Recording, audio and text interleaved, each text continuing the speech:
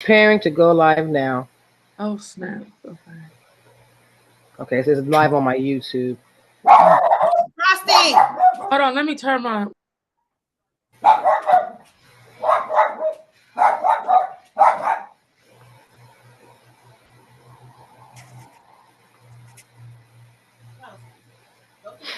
Okay.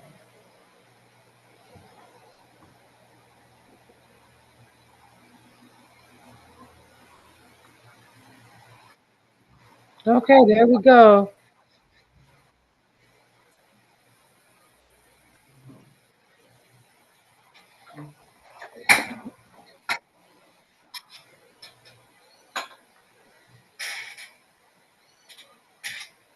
I need to get that thing that y'all be putting at the bottom of y'all. I've been trying to figure out how to do that forever. Okay, we are live, you guys. Hello, world.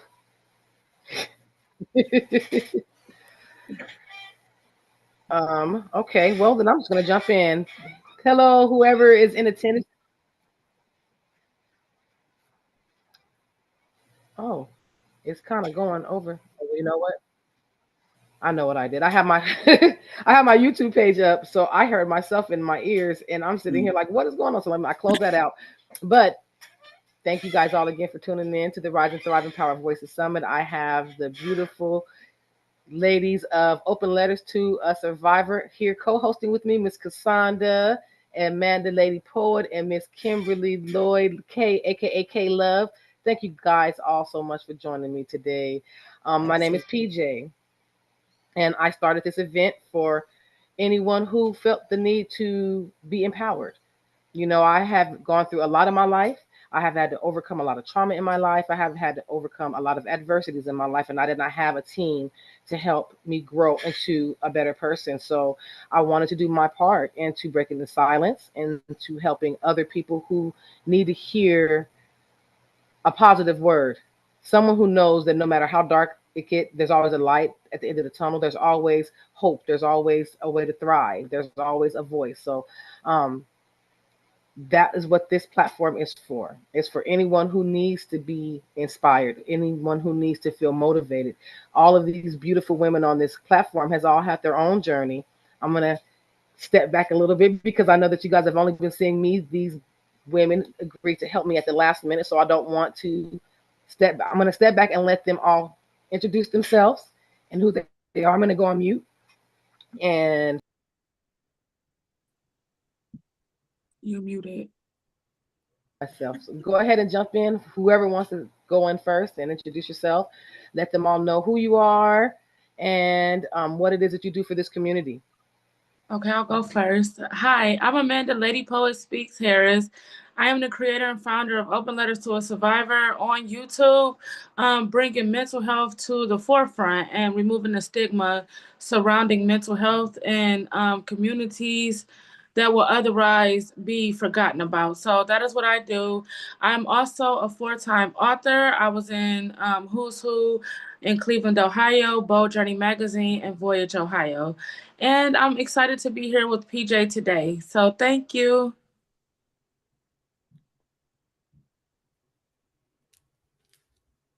You are so welcome, Miss Amanda. Thank you so much. Um, well, Miss Kim, I haven't had the pleasure of speaking with you this morning as much, so let's jump on in and introduce yourself. Well, good morning. Thank you, PJ, for having me, along with the rest of the team from Open Letters to a Survivor. I am one of the co hosts. I have told my story, my survivor story, and I am currently working on my first book. Ooh. And and also I work in the community as well with our local hospital, and I actually work with mental health patients. So it is very dear to me that we work hard together to get the necessary help for our people in our community. So that's my passion right now. And I just, thanks to the assistance of my lovely friend, Lady Poet, just received my certificate for chemical dependency assistant counselor. Congratulations. Thank you.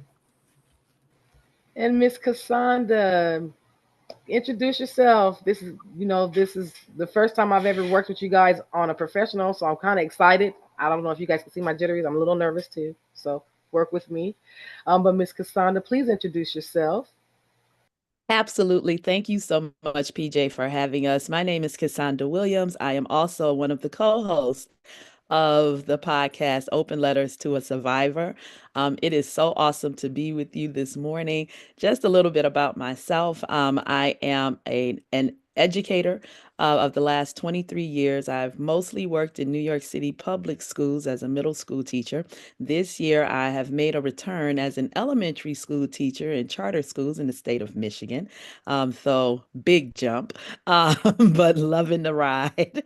Um, I too have shared part of my story in our newly released anthology, not Open Letters to a Survivor. Uh, I almost gave up, but God, Volume 2, Stories of Healing, Deliverance, and Overcoming. And so I have three children, and we have been through a ride in this last year and a half or so, but we're still here, deflated a little bit sometimes, but never defeated. And so that is part of why we are all here today, to support the empowerment, right? I mean, we all have our moments in life, is life in, but we're not going to let it take us out. And so I found that community is much needed to support us, right? We're not meant to do this thing called life alone. And so we're here to offer that support. And so I just thank you all for your time and PJ for allowing us to be a part of your vision today. Thank you so much. And again, I thank you. I appreciate you guys all, jumping in and off, allowing yourself to co-host this event with me. I mean, I would have done it by myself. I would have fought through, but it's a lot easier with the support of a community, especially a community of thrivers like us, because survivors is a word that I'm trying to get away from. We're thrivers. We thrive. We fought through all of the adversities and we are surviving today. We're thriving today, not surviving today. So thank you guys all. You guys don't know, I just kind of recently partnered with Open Letters to a Survivor, my podcast, Insights of a Survivor. We all are survivors. We saw something in each other. Well, actually, Miss Lady Poet saw something in me when she interviewed me, and she just kind of jumped on it. And as soon as she offered me an opportunity to partner with this wonderful group of young women and men, because there are men in the organization too. Unfortunately, they all couldn't be here today.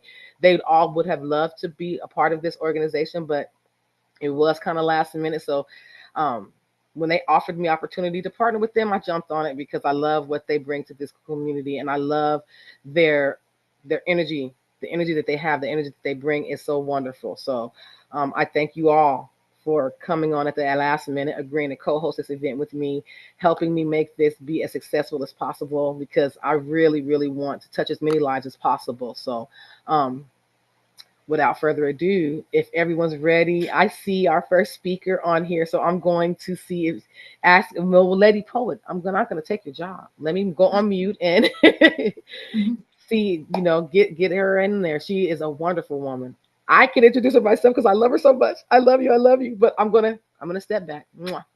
Okay. Well, I'm introducing the fabulous Miss Debbie Greer Chamberlain, who created a company to assist people in dealing with trauma and challenges from childhood.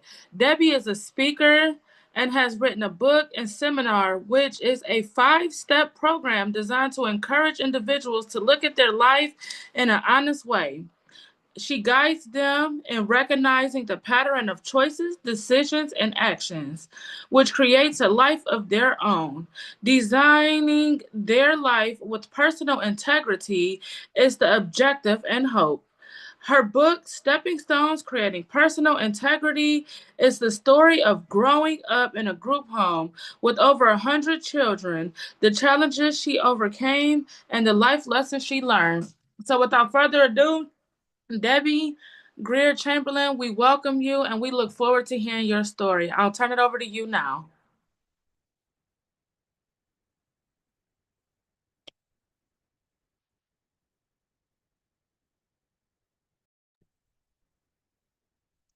You're muted. Miss Debbie, you're still on mute.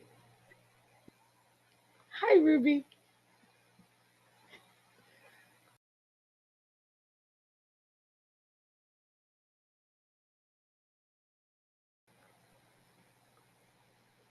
Debbie, you're on Miss mute. Deb, I can't hear Miss. you.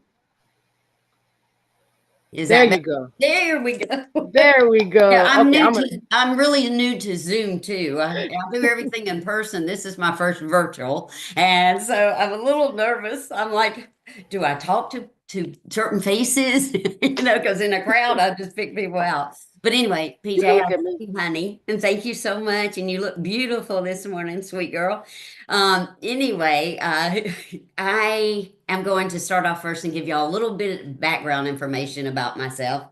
Um, and I'm going to start with, how it shaped me and things like that. But, I always find it very fascinating how people assume they know who you are and they never understand the journey that you've gone on and or what you've been through. And I'm I particularly am the person that I walk into a room and everybody thinks I'm like the prissy little girl that has had every advantage in the world. And, it's so surprising to them to learn later that I was abandoned at the age of 6 and then again at 11. And I was raised in a group home with over 120 of some of the meanest, most violent children you could ever imagine.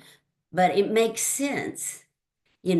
Children act out when they're so full of pain and things like that in the only way they know how of what they've seen and what they've lived through, which is violence, right? And so I had to learn very early to, learn some techniques on how to survive that. And thank God. I have a good nature and I have a very forgiving heart and I love people.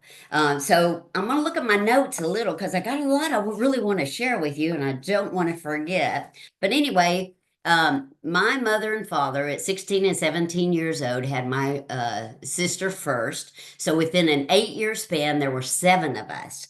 When I was 6 years old, my mother totally deserted us. She left, and I've never seen her since. And she passed away about 3 years ago. And as a matter of fact, I'm from Nashville, Tennessee, in case you can't tell. That's what the accent is. And so I had a side of the family that lived here in Nashville our whole entire life while we grew up at the children's home who pretended we never existed. And so that was quite interesting because when at the age of about 36, they were asked to meet with us, I had an article wrote about me and they wanted to tell their side of the story when I was 36 years old. And I was like, okay. but that was always really interesting to live in a town where you had a whole side of the family that never acknowledged you. But anyway, after my mother left, my father got custody of us, and we had a stepmother who basically beat us and tormented us every day for 4.5 years. It was really horrific. He took us all to Florida, away from the comfort of our grandparents, who were our only safety net, and then they abandoned us about 3 or 4 years later. We came home. It was the 5th grade year of. And as I got off the bus, the very last day of school, we entered a house that was empty and they had gone. And so we lived in that house for the summer by ourselves until the authorities discovered us. My father returned twice to bring us a big old pot of goulash every 2 weeks of that one, that time. And that's what we ate on for 2 weeks is a pot of goulash. I don't know if you know what goulash is, but it's kind of really like spaghetti. It's noodles and meat and, hamburger and tomato sauce. And that's how we survived. So we were hungry a lot. We were on our own. But it was a fascinating time because the first time in our life we got to be children. And my one of the first podcasts I did, they said, "How was that? Was it terrifying?" I go, "No, it was so much fun." And they looked at me like I was about half crazy. I remember telling my brother that they had asked that question and he said to me, "Did you tell them how much fun it was?" And I said, "I did," because for the first time we weren't being beat every single day, and so it was joyous. Now, we did a lot of things that were very dangerous for little kids to be by themselves. Now, my brother was 10 at the time, and I was 9. We were 11 months apart. The biggest span between each of us children was 13 months. And so we were all stair steps. But anyway, my grandfather was looking for us, and he came down to Florida. He found a judge. He went to his backyard. He took him Jack Daniels and cigars and a lot of money that he had collected from the church and family and friends. And he asked him to find us. And that judge did. He found us in the system. And my grandfather came and got us, and my grandmother, and they took us back to Nashville.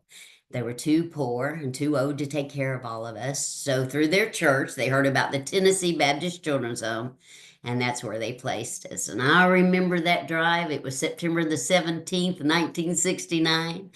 I not only am just a bit prissy, but I'm a little bit dramatic at times. And so I was so afraid. I had just watched the movie The Little Princess with Shirley Temple. I don't know if y'all have ever seen that, but she loses her father in the war, and they're real poor, so she lives in an attic in a dormitory. And I was like, oh, well, guess what? Guess who lived in a dormitory? 3 floors with a bunch of girls, and I lived on the 3rd floor. I was in what was called the middle-aged girl building. So from and our ages were 10 to 13, and I lived on that 3rd floor with a little iron cot. Was woken up every morning at 4:30 to get up by 5 o'clock and walk across campus with 4 other young girls, and then 4 of the older girls would meet us there. They were in a separate building to make breakfast for 120 kids. And that was as an 11-year-old. And I don't know how many of you have children, but I was just like, my children growing up with me, they were like, oh, life's not fair. You bet it's not, right? And so you better learn some skills, and you better learn how to deal with life, because it really isn't fair. And, we all have setbacks. We all have stories. I'm just grateful. And I always say that old saying, how many of you would trade your story for someone else's? I wouldn't. I live with 120 kids that had horrendous stories as well. And, so we don't, I don't think any of us would ever trade our hardships for other people's hardships. And I just feel grateful. And I feel like God gives you every talent, every gift, every ability you'll ever need. It's not a surprise that we go through what we're going to go through. And we just have to learn to recognize them and to find them. So during my whole life, I've always had people say, how did you do this? How did you accomplish this when many others have failed? And that started me when a preacher asked me that. And he said, Debbie, when you find the answer to that, that's your story. That will be your story to the world. And so that started me on my journey probably about 12 years ago of writing my book, writing the seminar and the workshop, and just figuring out why I did that. Because I knew that the basic background was fear. I've always been motivated by fear. And the dreams were bigger than the fear. So I continued in spite of the fear, because the dreams of having a life that was not full of that horrible violence, that horrible noise, isn't it funny when you think back, like the things that you remember about the noise of violence? It's ugly, and it's loud. And I knew I wanted my life to be clean. I always call it clean and light and without all that noise. And so I worked very, very hard to make sure that happened.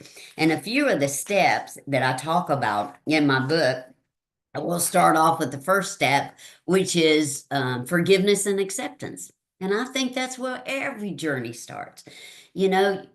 I don't think you can have a healed life until you learn to forgive those that you need to forgive.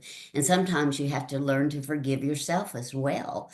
And so that's always, and I was born and lucky to have a forgiving heart. So it wasn't as hard for me as maybe it is for some people. But in my book, I talk about some processes that you can do to help you through that. But, forgiveness is so important. Not only is it important for your life, but, it's what God demands us to do. And the reason I feel that he demands us to do that, it has nothing to do with the perpetrator or the person who hurt you. It has everything to do with you and what kind of life that you'll create for yourself, because hardness and bitterness, it shows on every aspect of your life. It almost like it just oozes out of you. And I think God knows that that's a disturbance to you, to the people you love. And so it's important to learn to forgive. And it's so possible, but you have to practice it just like you practice anything else in life. It becomes a skill set, I say. And the other is accepting where you came from. Don't be ashamed of it. Like, it's your triumph. My gosh. Some of the stories, like PJ, for example, when I read her book, my husband and I were on vacation. I took her book, and I love her. And man, my heart just bled. And sometimes I felt so inadequate to be among somebody who has overcome such hardships. And but I'm so proud of her. She's not afraid to share that story, because that story is a story of triumph. It's a story of overcoming. It gives her hope, it gives her strength, and it gives everyone who hears that story hope and strength. And that's why our stories are so important to share with others. And the second step is knowing who you are and what you'll stand for. You better figure out real quick what your convictions are, what you believe in and what you don't believe in, and where you are going to draw that place in the sand. Because when you let someone lead you by the nose where you don't want to go, that's never a good journey for anybody, and it never ends up well. So, you have to learn about your convictions and your beliefs, and you have to put those into action. And sometimes you have to leave people behind. I've had to leave people behind in my life. But it's part of the journey of protecting yourself, of making boundaries, and being brave and bold enough to do that. And because we are all responsible for our journeys, we're responsible for how we end up, where we end up, because we created it. You have created probably 90% of your life.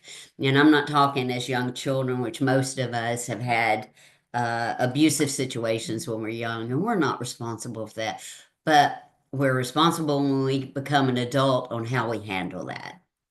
And so, knowing who you are, being very honest with yourself about your weaknesses, about your strengths. And, I always say you can hide the bad, the good, and the ugly, but what you can't hide, you can hide it from the world, you can hide it from other people, you can't hide it from yourself. It's sometimes, at some point, it's going to rear its ugly head, and you're going to have to face it, right?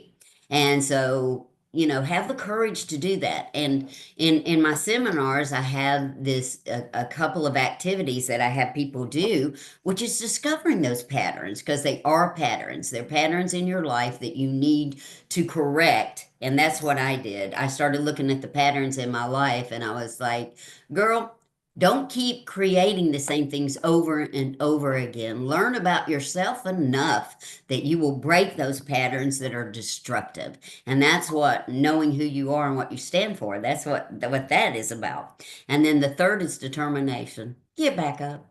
Get back up. It don't matter how hard it is, get back up, because every time you get back up, you give yourself a pat on the back. Attaboy, you did it. And you become stronger. You become to where you believe in yourself.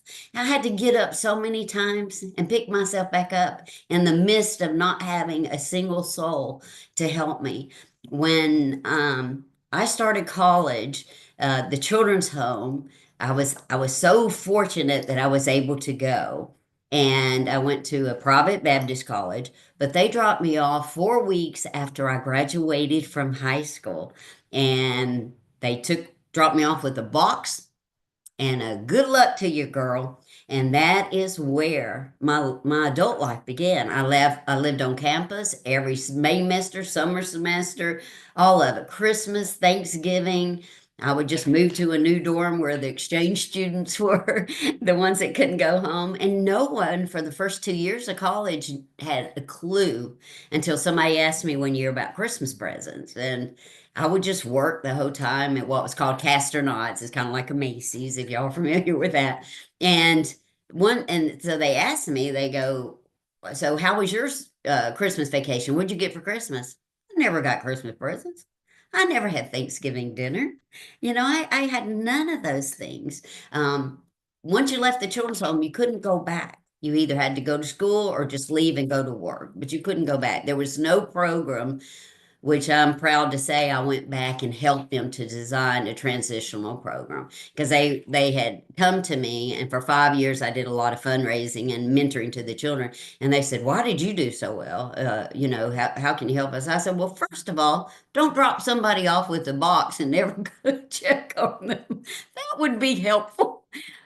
But again, my drive was so important to me. And the fact that I wanted to be someone and I wanted to have and create this life for myself, that I sacrificed anything and everything that I needed to. And I know everybody's not capable of that, but you can teach yourself to be. And that's what this program's about. So, I always say, you got to be determined, and you got to keep getting back up. No matter how many times you've been kicked in the teeth, and you'll get stronger, and it'll be easier as you go to do that. And the fourth, it's called goals. It's setting goals. You have to know where you're going before you can get there, right?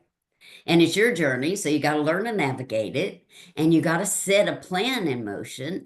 And I think the biggest failure for goals is that people think once they set them that they have to make them, and if they don't, then they get discouraged and they just drop it. Goals are changeable.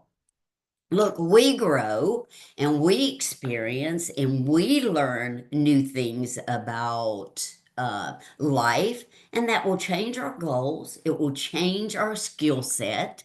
It will change our ability to reach those goals. So, I always, when in my seminar, I work with people on how to recognize if they've set the goals too small or too big, because both limits your ability to reach them. And so you kind of have to learn how to do that, and not feel bad that you don't reach every goal. Maybe you set it way too high, because you got to learn to crawl before you walk, right? And then the fifth is faith and forgiveness. Now, I learned about faith very, very young. My stepmother was so mean. She would set us in a corner for hours, and then she would walk by, but she would like tease us as she walked by. And you never knew when she was going to slam your head up against the wall or kick you in the back. And she, it was a terrorizing thing. And so I learned to pray very early as I sat in that corner waiting, because I knew it was coming. I just didn't know when. Or when she'd drag us out of bed in the middle of the night to throw us to the floor and just kick us and then put us back in bed with no provocation whatsoever. You never knew why. This was what I lived through for 4.5 years. She pushed me down a thing of stairs because she loaded my arms at 9 years old so high with rugs that she wanted me to, take outside and shake. I was 9 years old. I'm a little person, and I was a little kid. I wasn't moving fast enough, so she shoved me down those stairs. My leg became twisted to the side, and as my brother watched, horrified, she took my leg and turned it back in the position it should have been. And you could hear the crackling of the cartilage. She then put me to bed for 3 months, where I stayed, because how was she going to explain that if she took you to a doctor? How are you going to explain what happened? And so that's where I stayed for a whole summer. But it was those kind of tremendous, horrific child abuse. When I give my speeches, I only talk about a few events, because I think everybody needs to understand that you can go on, and I'm sure a lot of people here can, but you just want, you do want people to understand the severity of it, but you also got to learn how to challenge that with your mindset and overcome it, right? And so learning to pray, because I would sit in that corner and I'd pray, dear God, please send me a good family to take me from here. Just please. And man, I believed it. I believed it with all my heart that he would. And guess what? He did. But, God has a sense of humor, I always say. Here I end up at a children's home with 120 of some of the meanest kids you've ever seen in your life. And I'm thinking, are you kidding me? But he protected me. And a lot of the bigger girls protected me because I was so innocent and I had the sweetness about me. So God knew I would be protected in that situation. And so I always say, when opportunities knock on your door, answer them, because you never know when it is an answer to a prayer, right? You never know when it's God's answer to what he has decided is going to be for you, because he always knows. And another thing I learned from the children's home, there's a couple of things that I'm so grateful for the experience, because it did save my life, even though it was tough and it was hard growing up there. First of all, I learned about the goodness of people. And I believe with all my heart that most people are good. I believe with all my heart that most people are caring. Because I was shown that as a little girl by all the people in the community who would come and would, occasionally take us to their homes for us to see what a real family looked like, what that family unit, was. I always say that, it's like Maya Angelou said, people do better when they know better. But how are you going to know better unless you're guided or you're put in that situation that someone's going to take the time to teach you? And that's what I've always done a ton of volunteer work, because I understood more than anyone what an impact that will make on your life is by seeing examples from people.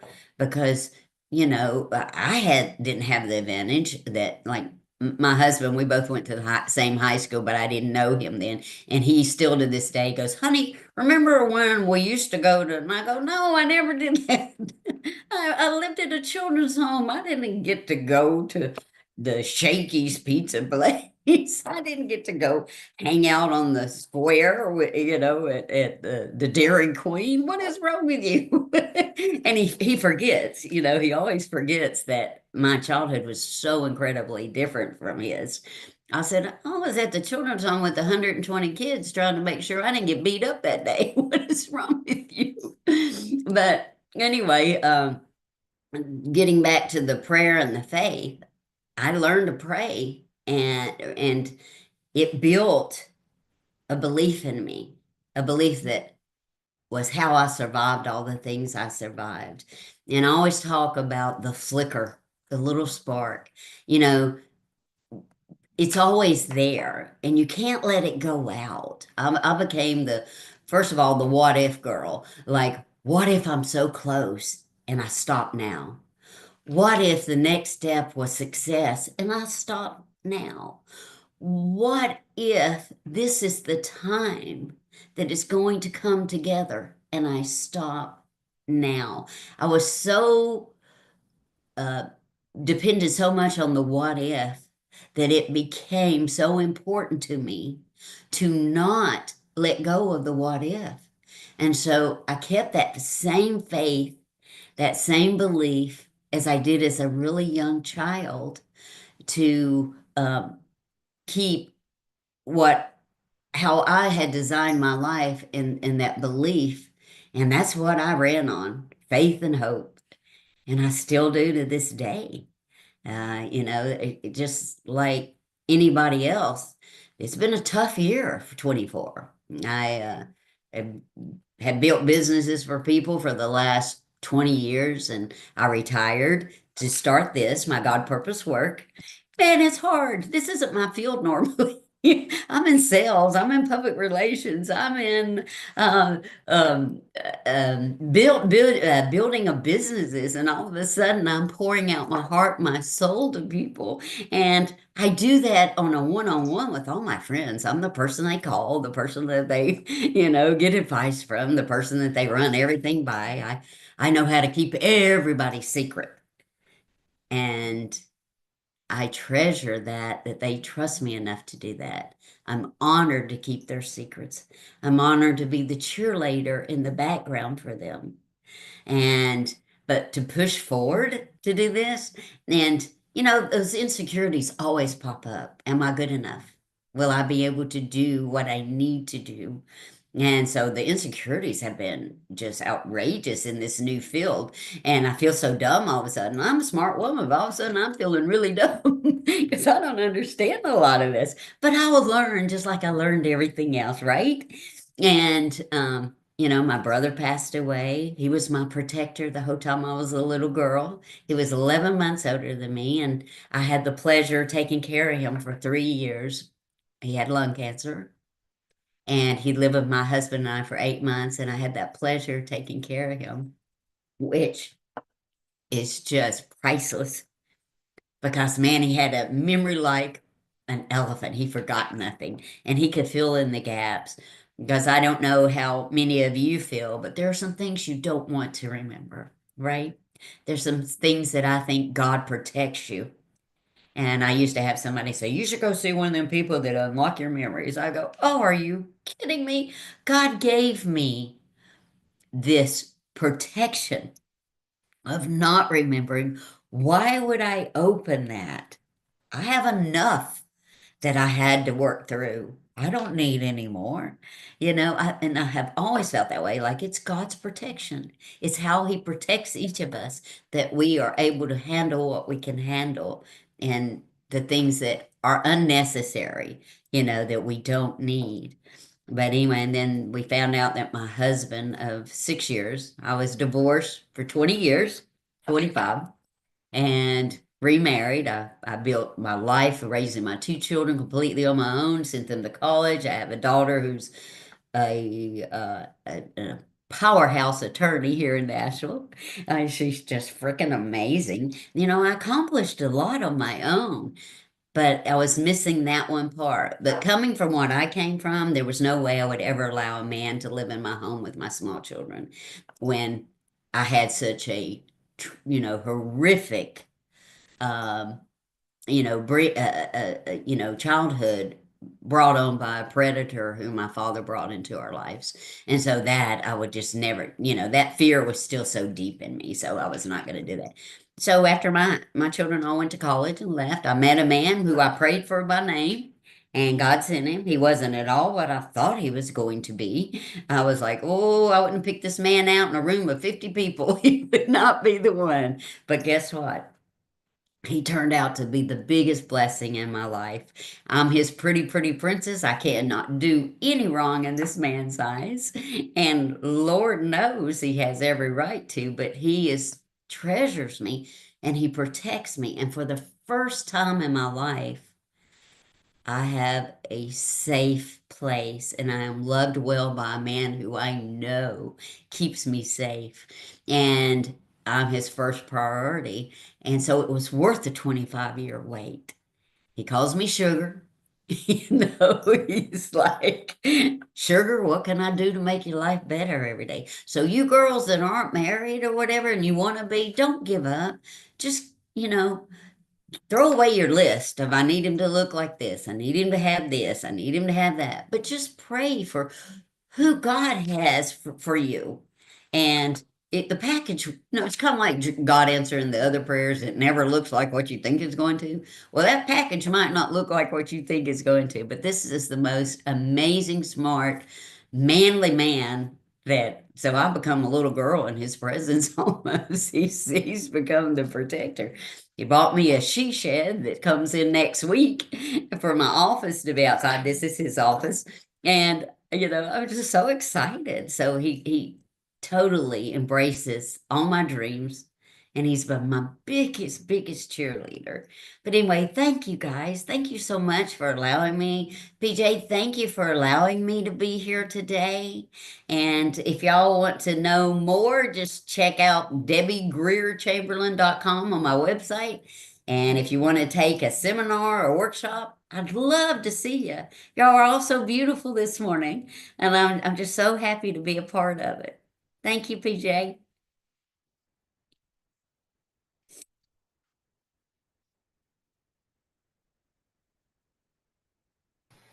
Thank you so much, Miss Debbie. I'm sorry. I'm learning how to Oh, me navigate all too. of this. Well, So I'm saying I'm gonna have to call you when I get for yes, my first workshop that I'm doing online for the first time in March. I'm gonna have to call you and go, how do I use my yes. Zoom? Thank you so much for that beautiful message. I've heard this message before, and it's I never get tired of hearing your story of resilience and the fact that you've gone through so much, and you guys see this woman's beautiful smile. She is No, you one of the too. nicest I adore people. you. I mean, I don't know. Y'all don't know. I met PJ through a podcast. She was my second podcast I ever did. And And we you did fell in love great. with each other like two Yes, seconds within meeting each other. We're just, God just put us together. And yes, I just have tried to support her any way I can. I'm so proud of yes. her. She's been my biggest cheerleader, you guys, and I Mm. thank you so much. I love you so much, But Miss not only Debbie. that, you have taught me so much. And I Thank appreciate you. it. I just really do. I appreciate you so much, sweetie, along with love. Thank you I so appreciate much. it. And Yeah, I love you too. And I'm so thankful and blessed to have you in my life. And I you're feel the stuck same, with me. I sweetie. told you that. Those of you who don't know I'm me, glad to um, be. the women of Open Letters to a Survivor, y'all don't understand. When I say y'all stuck with me, y'all stuck with me. It's a Thank you good so place to much. be stuck, honey. Oh, thank you so much. You're So welcome, thank you my so much. love. I'm going to go ahead and Okay. introduce Miss Ruby. She is another very beautiful woman who has dedicated her life after going through trauma of being attacked. And she used, instead of using that to kind of make her, I don't want to say weak. I don't know. I'm not good with words, you guys. But instead of using that to hurt her, she used that to help her help others. She helps women who are dealing with domestic violence. She has started and founded organizations. She's become certified and Trauma. She's just a wonderful woman to have on your in your circle, and I can't say enough about her. I haven't had the honor of getting to know her long. We spoke one time, and then the one time I spoke with her, she kind of blew me away. She is so wonderful. So, Miss Ruby, I am going to allow you to have the floor. So you unmute yourself. Uh, Actually, oh, you're already off mute. I'm going to go on mute and go ahead and share your story. And thank you so much again for being on this show, being on this summit. I keep calling it a show, this summit. So thank you so much for giving us your voice. Thank you so much. Thank you. What an inspirational story, Debbie. Thank you so much you just opened the floor. I don't know where it's going, but I'm just sitting here thinking I don't have to be so formal because I came here ready to present like, oh my God, I've got to be correct. 1, 2, 3, 4, 5. Anyway, enough about that. My name's Ruby. I've been in domestic violence forever. And I didn't even know the first 20, 25 years I was doing it, I didn't know I was working with domestic violence. I was just working with people.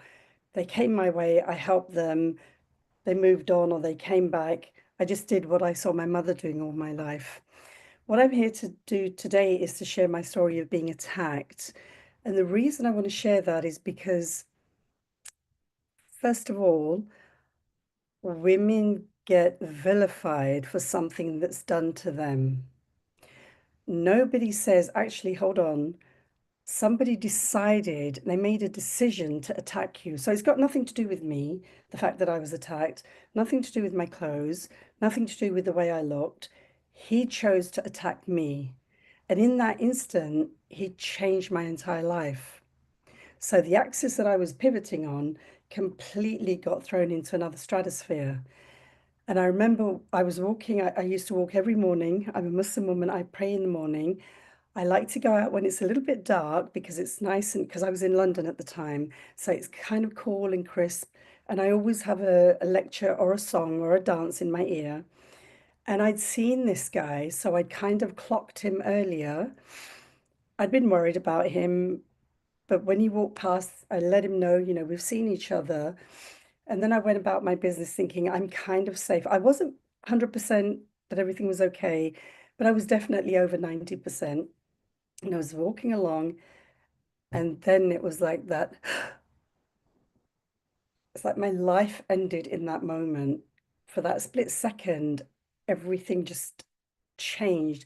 And the chatter in my head was really, I'm going to die. I'm not going to see my children again. Those two were the main things. But there was another one. There was this other chatter going on because I work in criminal justice and I work with women and men who either abuse or have been abused. So this chatter was the women who shared how their life changed in that moment. And so my head, instead of collapsing and end of the world, sorry. Oh, I thought she was talking to me. Sorry. I just did whatever I was doing, and then he pushed me to the ground. When he pushed me to the ground, instead of just falling and collapsing, I rolled over and got up. When he came from behind, he squeezed me really, really tightly, and I could feel his breath and such.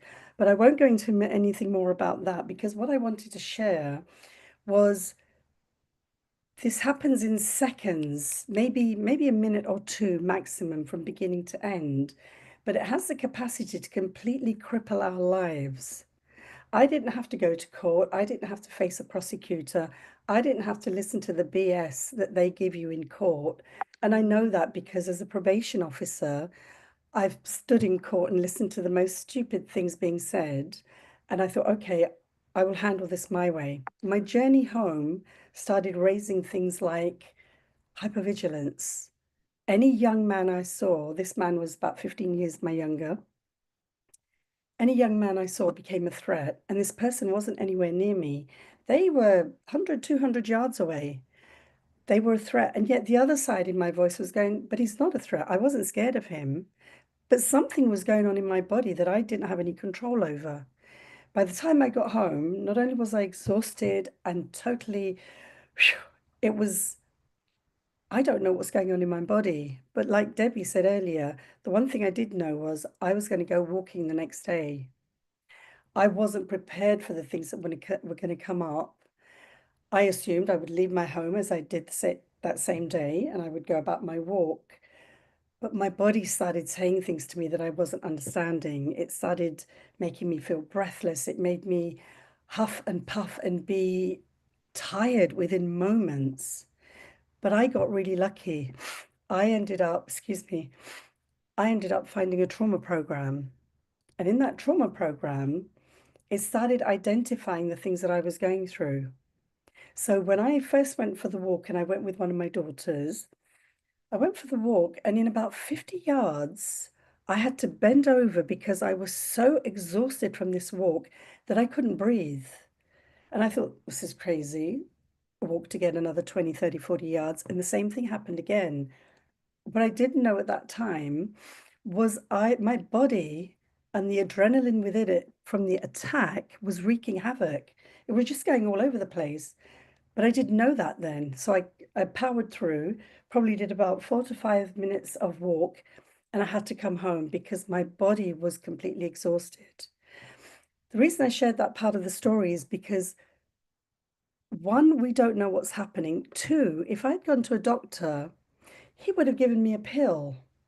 He would have said, oh, you're exhausted. This has happened. Take the pill, take it for 2 weeks. If it doesn't work, come back. Fortunately, I don't believe in doctors unless I'm dying, so I didn't go to a doctor. But I did the program, and what the program was telling me was this adrenaline was controlling my body. And there's this thing at the back of our minds called the amygdala. There's a safety valve. Again, I didn't really know about this.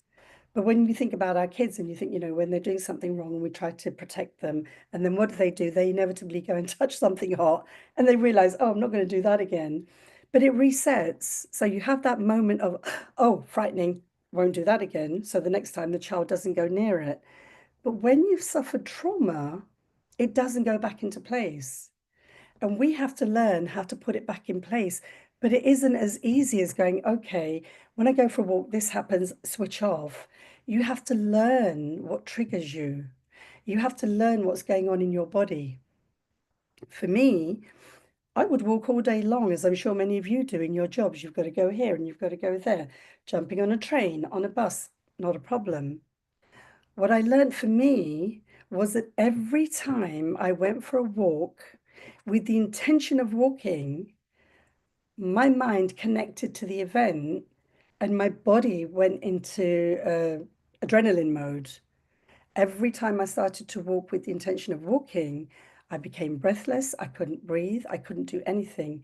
So much so that the way that my body manifested was that I found myself having to go to A&E. I was in such excruciating pain. It happened 3 days running.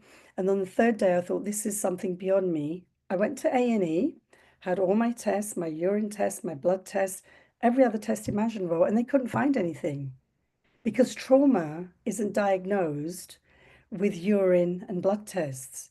It's your triggers. Learning what those triggers are is not an easy thing unless you find the program that I'm doing or did.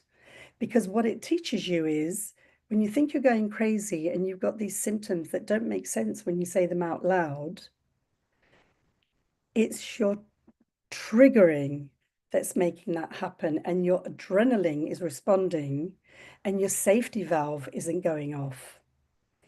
It took me a while to learn that. It took me more than 3 months to go back to being able to walk for 60 to 75 minutes. And in my attack, there was no knife, there was no gun. He didn't rape me. And by God's grace, he also didn't touch any of my private parts for me to have that kind of vulgarity. So I'm one of the lucky people who got attacked in that way, that I didn't have all the what do you call it, aggravating factors.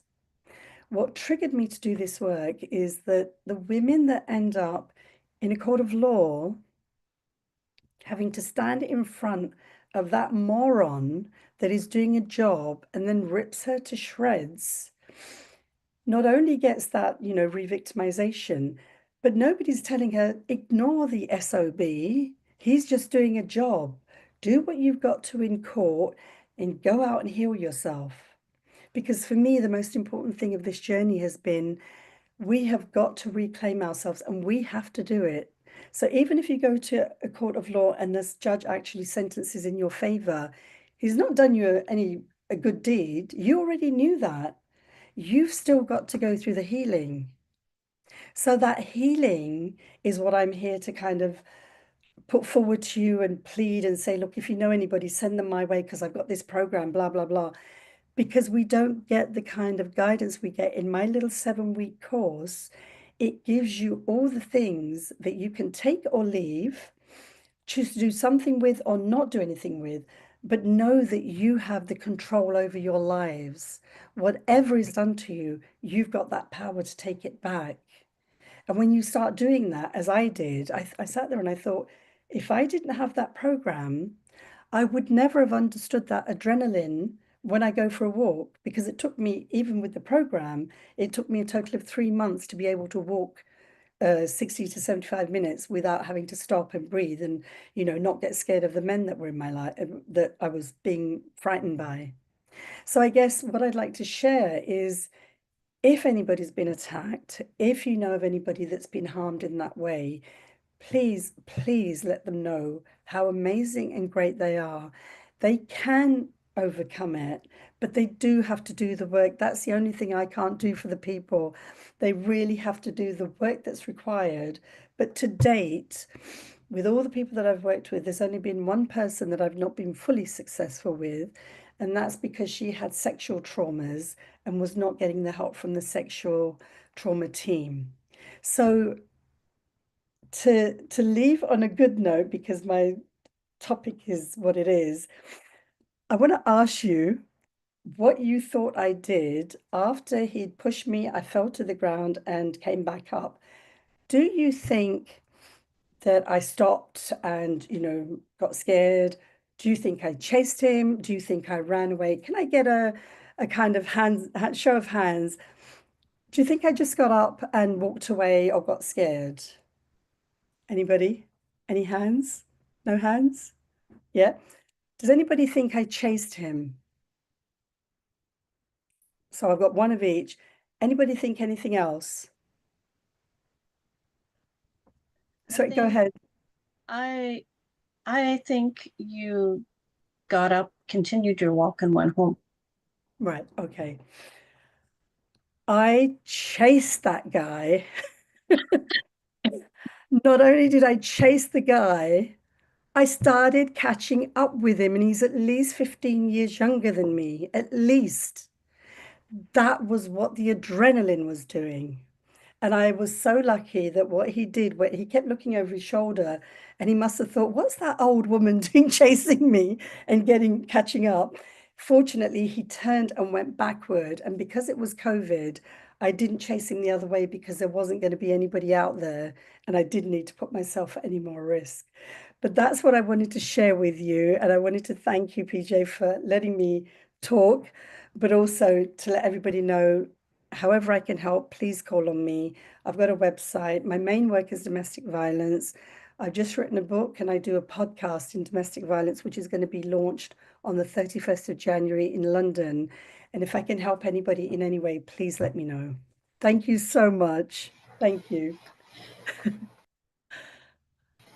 Thank you. Can everyone, when you after you speak, if you just put your information in the chat, I have a couple of people interested in working with you guys, and you guys can get their information out of the chat, how to reach them, and work with them in any of their workshops, any programs that they have available. Sorry, I didn't mean to jump in. I'm just seeing someone who was interested in one of the speakers, and it would be awesome if you guys just kind of put that information in there. You could do it before or after you speak, but just put your contact information in, and if anyone's interested in seeing or working with anyone who's on this platform, even any of the lady co-hosts on here or myself, we could put our information down and we can kind of connect that way.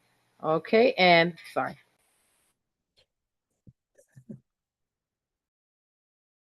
And thank you so much, Miss Ruby.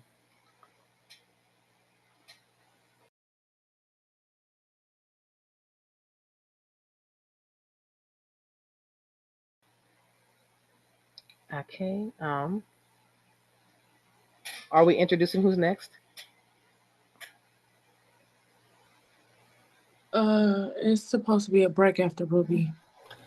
Oh, okay. Well, then, yeah, we're gonna have a little break. Anyone wants to stretch their legs? About 15 minutes. We can all. It was supposed to be at 10:15 to 10:30. So since we ended a little early. We could take about a 15-minute break. Come back at 10:15. Anyone? I hope to see you all here. Miss Linda, hi. I hope to see you all back to, hear some more of these inspirational stories again, like with Miss Ruby. She was attacked. No one is going to think that she's going to get up and chase her attacker. But when you have a fight, flight, or freeze response, sometimes that response is fight. And if that response is fight, that person's going to end up getting chased. So, that's something that we learn every day. So just thank you guys all for sharing your story. And I will see everyone back here in 15. PJ, can you go in the breakout room with me real quick? I got something to ask you. Sure.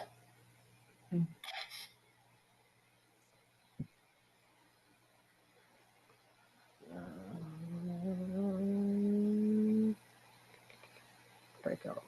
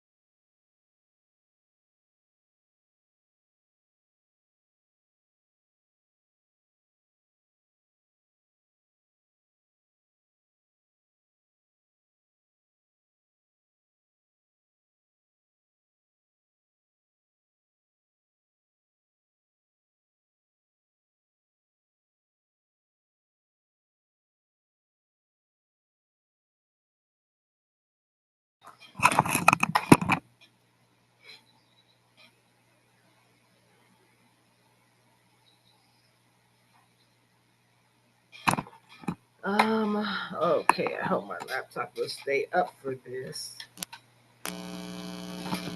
Oh, thank you. I needed something. Goodness.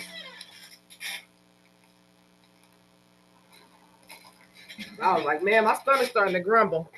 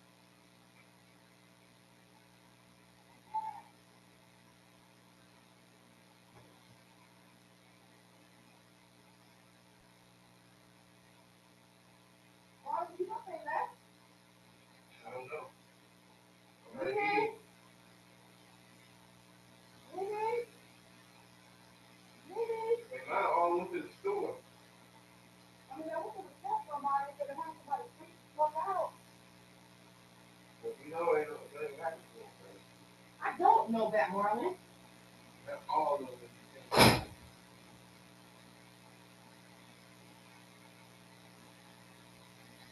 This is bad enough for me to be doing stuff to scare me. Okay, I'm trying to keep my stuff together.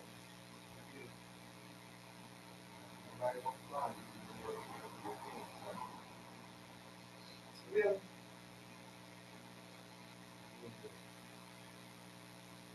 I'm watching on YouTube. That's what me. That's what me wanted. That's what we do.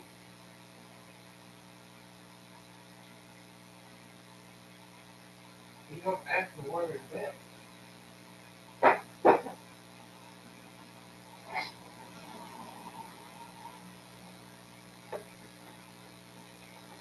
Oh, I thought I had my camera off. And I'm not mute.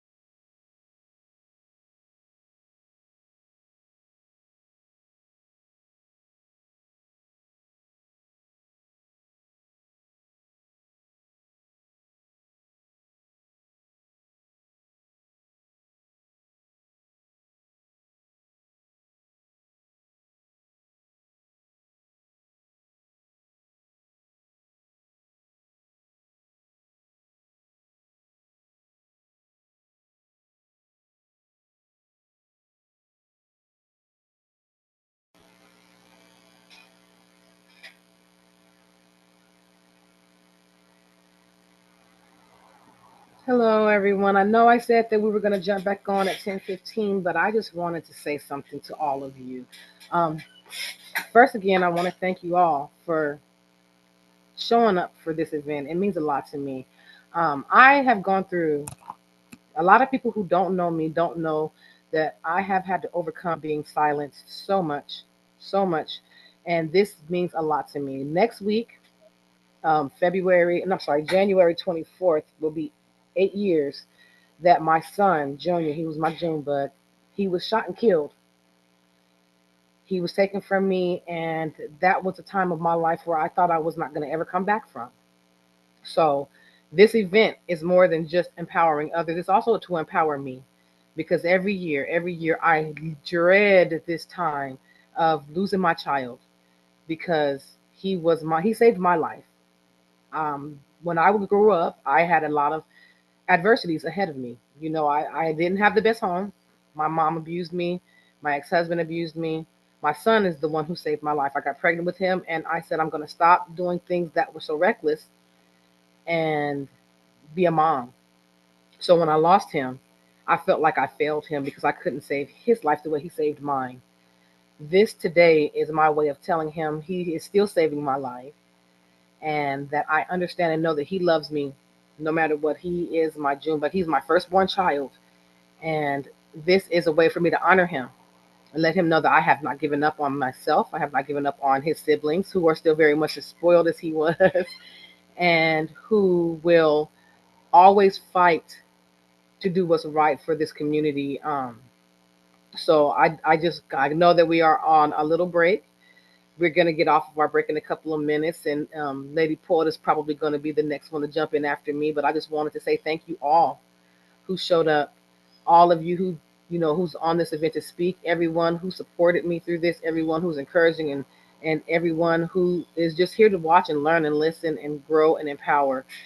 This means a lot more to each and every one of us. It has a different meaning for us, and to me, this means to me that I am not giving up the fight to survive and to heal from the trauma because that was one of the last traumatic things I've had to go through, and I understand that I've gone through so much. Nothing. You're not gonna cry. I'm not gonna cry. I'm gonna cry. Nothing has ever hurt me as much as losing my son. Nothing. No matter what I've gone through. Yes, I've been attacked. I've been beaten. I've been choked, stabbed, kidnapped. But losing my son was the hardest thing that I've ever had to live with. And it's okay to grieve my baby. It's okay to cry. It's okay to be vulnerable. It is okay to hurt and love your child because they came from you. You loved them with everything that you had. And when you lose them, you lose a part of yourself that you'll never get back. You just learn to live with it and heal. So today is a very important day for me and everyone who's come out to support me, even the young ladies at Open Letters to a Survivor. They don't know me.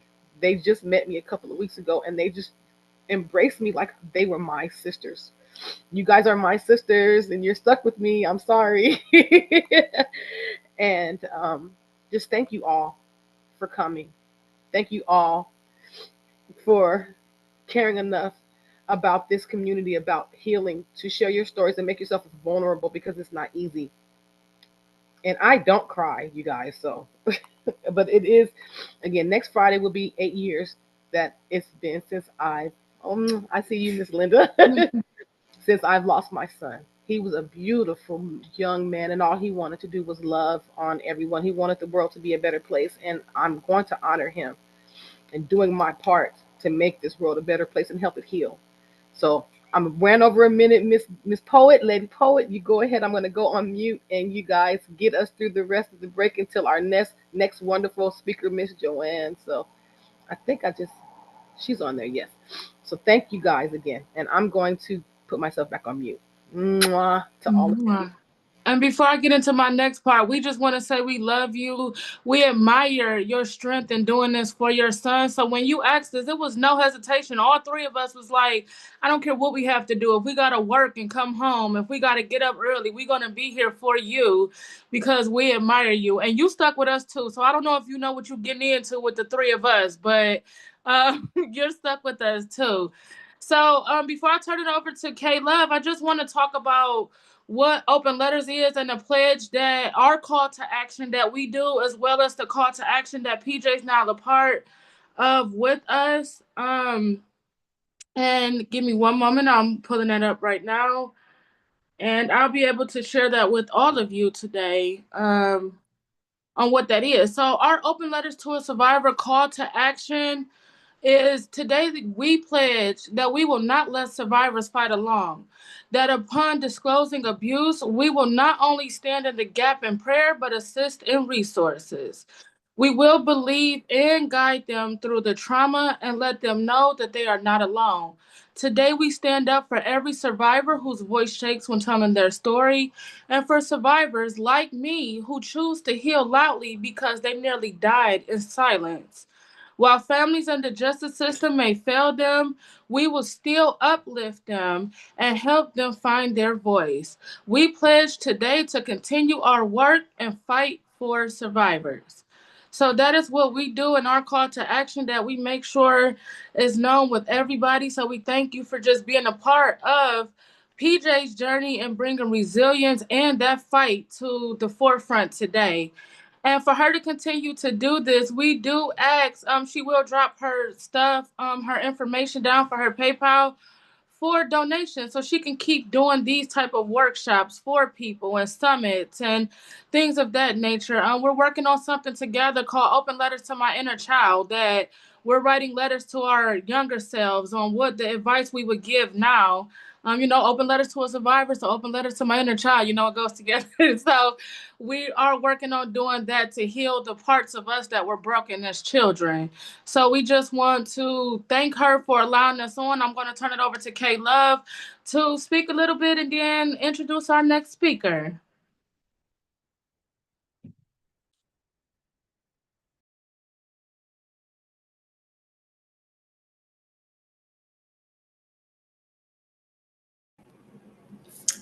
Okay, I got my tissues, so I came prepared just in case, because we are women, so that's a given, and it's okay to cry.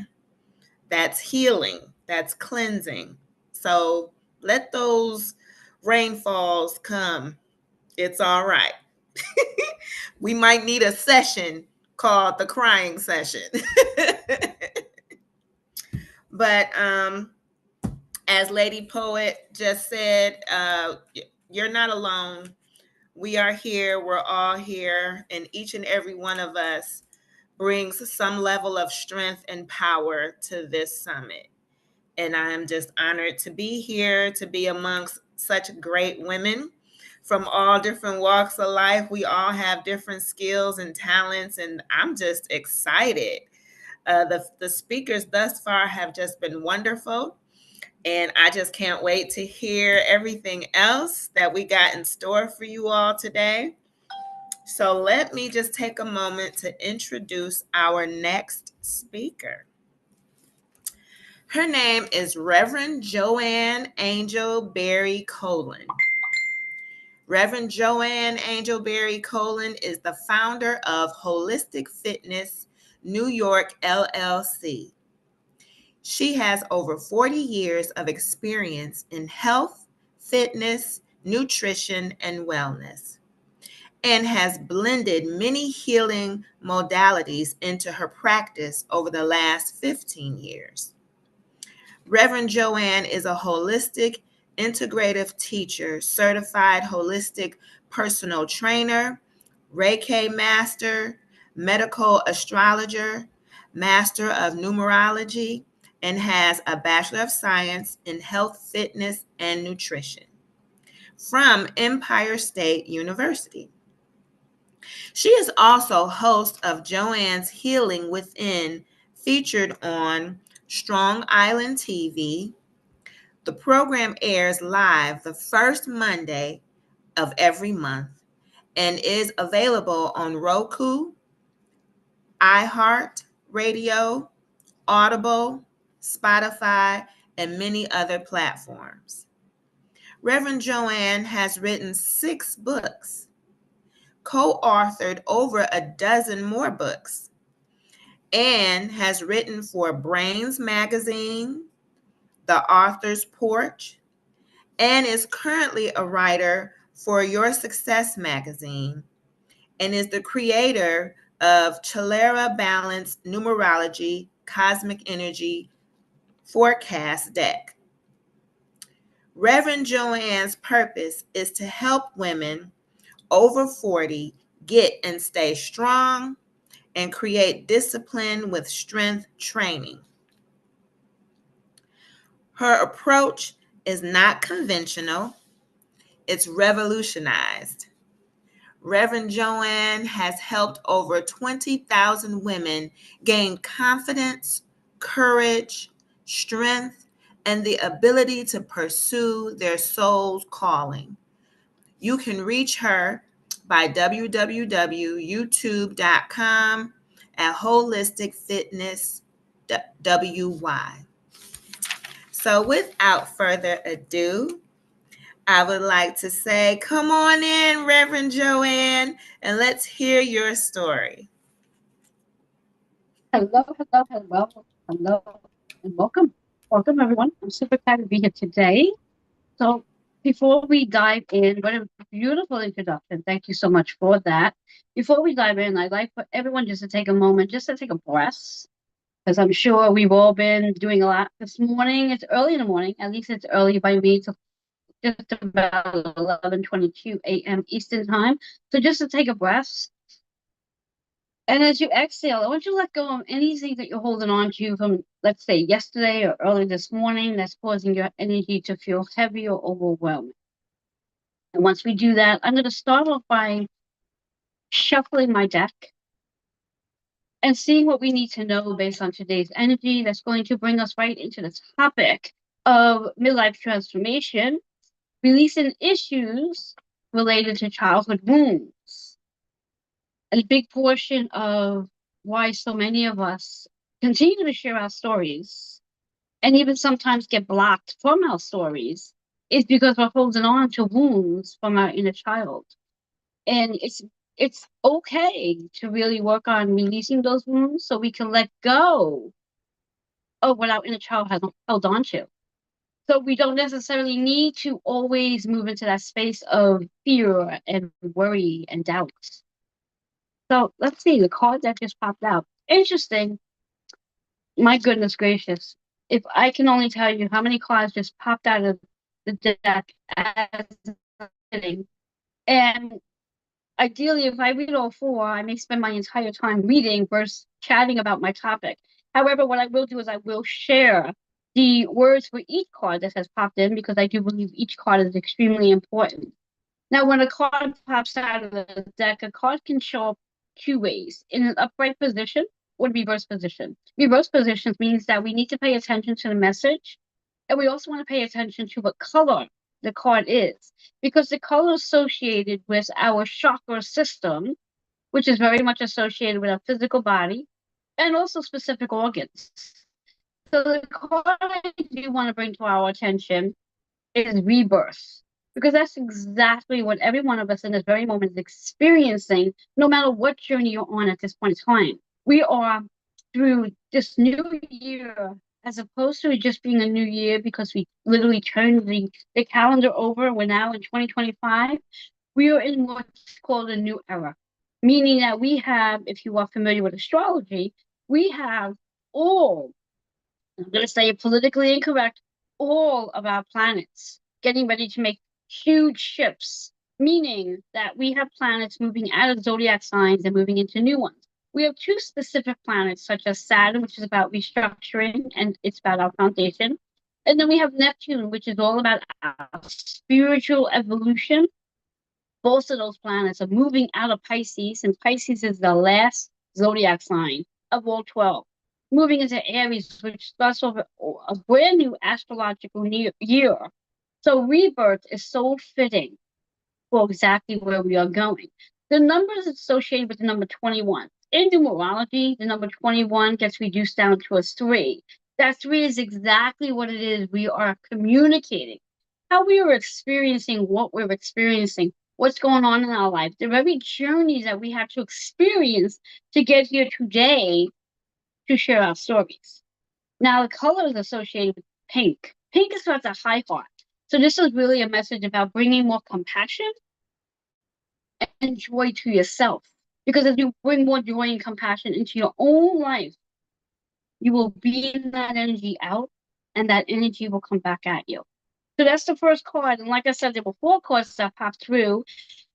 I am going to read the words to you. The second card is Queen and King, which is exactly what we all are. We are queens. Now, the Queen and King, based on energy, is based on masculine and feminine energy. We all have our masculine and feminine energy. It's really important as we move forward that we really move more into our feminine energy of being able to receive, and not in this constant hustle and grind energy, which is about the doing. It's really important to let go of that process, because the more we let go of that, the more we let go of the extra weight that we hold on to from constantly being in the doing. We are here to receive, and we need to learn to open our energies up to do just that. The next card, powerful, reminding you that that's what you are, and that's what your story shares. You are powerful, and you are strong enough to get through any darkness that you have gone through. And then the last card, which is in reverse, and by the way, so was the Queen and King card in reverse. Last card is about your higher self, recognizing that you're not here alone on this earth. You are being guided through your higher self, universe, and God. So remembering that you are always in alignment with support, with guidance, that you do not have to travel this journey on your own. I do want to bring to your awareness the colors of each card, which the orange is associated with your sacral, which is about what you're here, what you're desiring, what you're creating. Once you let go of the judgment, the shame, the guilt, and blame. The yellow is about the solar plex energy, which is about trusting the journey that you are on and allowing yourself to know that you're enough. You don't have to do anything else in your day to prove that you're enough. You're enough exactly how you are. And final, purple. This is the higher consciousness. This is the awareness that you need to move into as we are in 2025. Allowing yourself to be more aware of the brilliance, the wisdom, the knowledge that you bring to the table, and valuing that for yourself. So when we think about releasing the very issues related to your childhood wounds, whatever those wounds are, I don't ask that you take pen to paper and write them down. I do ask that you just let them go. Allowing yourself to move into a space of forgiveness, forgiving whomever is aligned with this very energy from your wounds. Forgive yourself and forgive the other parties. Because when we realize the most important factor here is the actual childhood wounds are the very story that you yourself get to share today. And you yourself get to experience how resilient, how strong, how powerful, even more importantly, how determined you are to move into this journey that you're here to do. Because I like to believe, and I say this from my higher consciousness, I like to know and believe that everything that we've experienced on this earth as we are is part of our journey. We have agreements to everything we've experienced from our younger self, even past life experience that we brought into this life, to allow ourselves to share the journey, to be that person that holds space so we can help someone else move through whatever their journey is. Being the very light that you are here to be, to help someone find their own light. We all have light within us. However, not every one of us is shining our light as bright as we can. Why? Because we think we have to fit in. We've been programmed and conditioned to believe that we're supposed to be a certain way, a certain weight. We're supposed to look a certain way. And we show up in society as just that. And then eventually it becomes so uncomfortable for us because that's not what we're meant to do at all.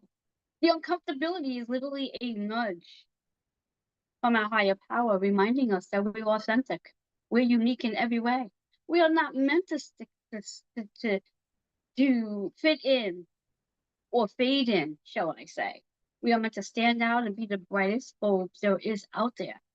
And as we shine our light and remind ourselves not to dim it. We help others to shine theirs as well. So, in regards to when we think about cutting the cords from the subconscious belief, it really is just a matter of changing your mindset. Stop telling yourself the same old story that you've been telling yourself for the past 20, 30, 40 years, however many years you're on this earth. Take on this new approach. What is that approach? What is it? What is your biggest desire you want to accomplish? Whatever that biggest desire is, write it down on a piece of paper. Write it down in the moment, in the presence of that it's already happened. So it's not about I want to. It's about I am. Whatever that biggest desire is. If you want to be that woman that stands on a stage and there's 3,000 people in front of you, and you're speaking to all 3,000 of them, I am that woman that stands on the stage and I am speaking to 3,000 people. That's how you want to present it. You want to visualize it. You want to let go of anything that you're thinking that's going to prevent you from doing that. Visualize the very image that you are writing on paper. And then once you visualize it, act it out because you've already seen it. Start acting it out. Start doing what it is you need to do. As we cut these cords from the subconscious mind, we also want to cut the cords of poverty. We want to cut the cords of thinking we're not supposed to charge for our services, or we're supposed to charge this much for our services, that we're supposed to give everything away. Remember, as I said earlier, we are moving out of the masculine and moving more into the feminine of receiving. And the receiving aspect is really about owning your worth, owning your value. When we think about our planets, we think about Venus energy. Venus, currently in Pisces at this very moment, helping us to tap into our higher consciousness, helping us to release the subconscious mind beliefs of thinking that we need to charge this little. Take a moment and really ask yourself, what is your service worth? What is your time worth? What is your energy worth? Because energy is the biggest component here. When we learn to recognize how our energy feels once we've finished doing what we've done with the people we're working with, does our energy get lifted or will we be drained? We need to value. So through this Venus Pisces energy, it really is time for you to really think about what it is you're doing, what is your worth, what is your value. It's not about how many people you're going to stand in front of. My biggest mission in 2025 is really about wanting to work with small groups so I can preserve my energy and really, really make a difference with those small groups of people. The smaller the groups I work with, the higher I see myself in value. Because that also means that you're ideally going to be thinking about what your income is going to be. So let's say, for example, I'm just going to throw a number out, a wild number, $3,000 you want to make. Now, in your mind, you might be thinking, well, I'm going to have 30 people at that session to make $3,000. That's because you're charging so little. Take that $3,000 and divide it into, let's say, capping your number at 10. You want to see 10 people. So yeah, that means you're going to be charging a nice sum of money so you can make that $3,000. Now, if you're making $1,000 an hour, that means you only have to see 3 people. Wow. Just think about the energy exchange you now have with those 3 people and how you get to preserve your own energy. This is a subconscious shift that we all have to get in the habit of doing because every one of us brings so much to the table and we're not really valuing that worth. And that's extremely important to do as we move into 2025.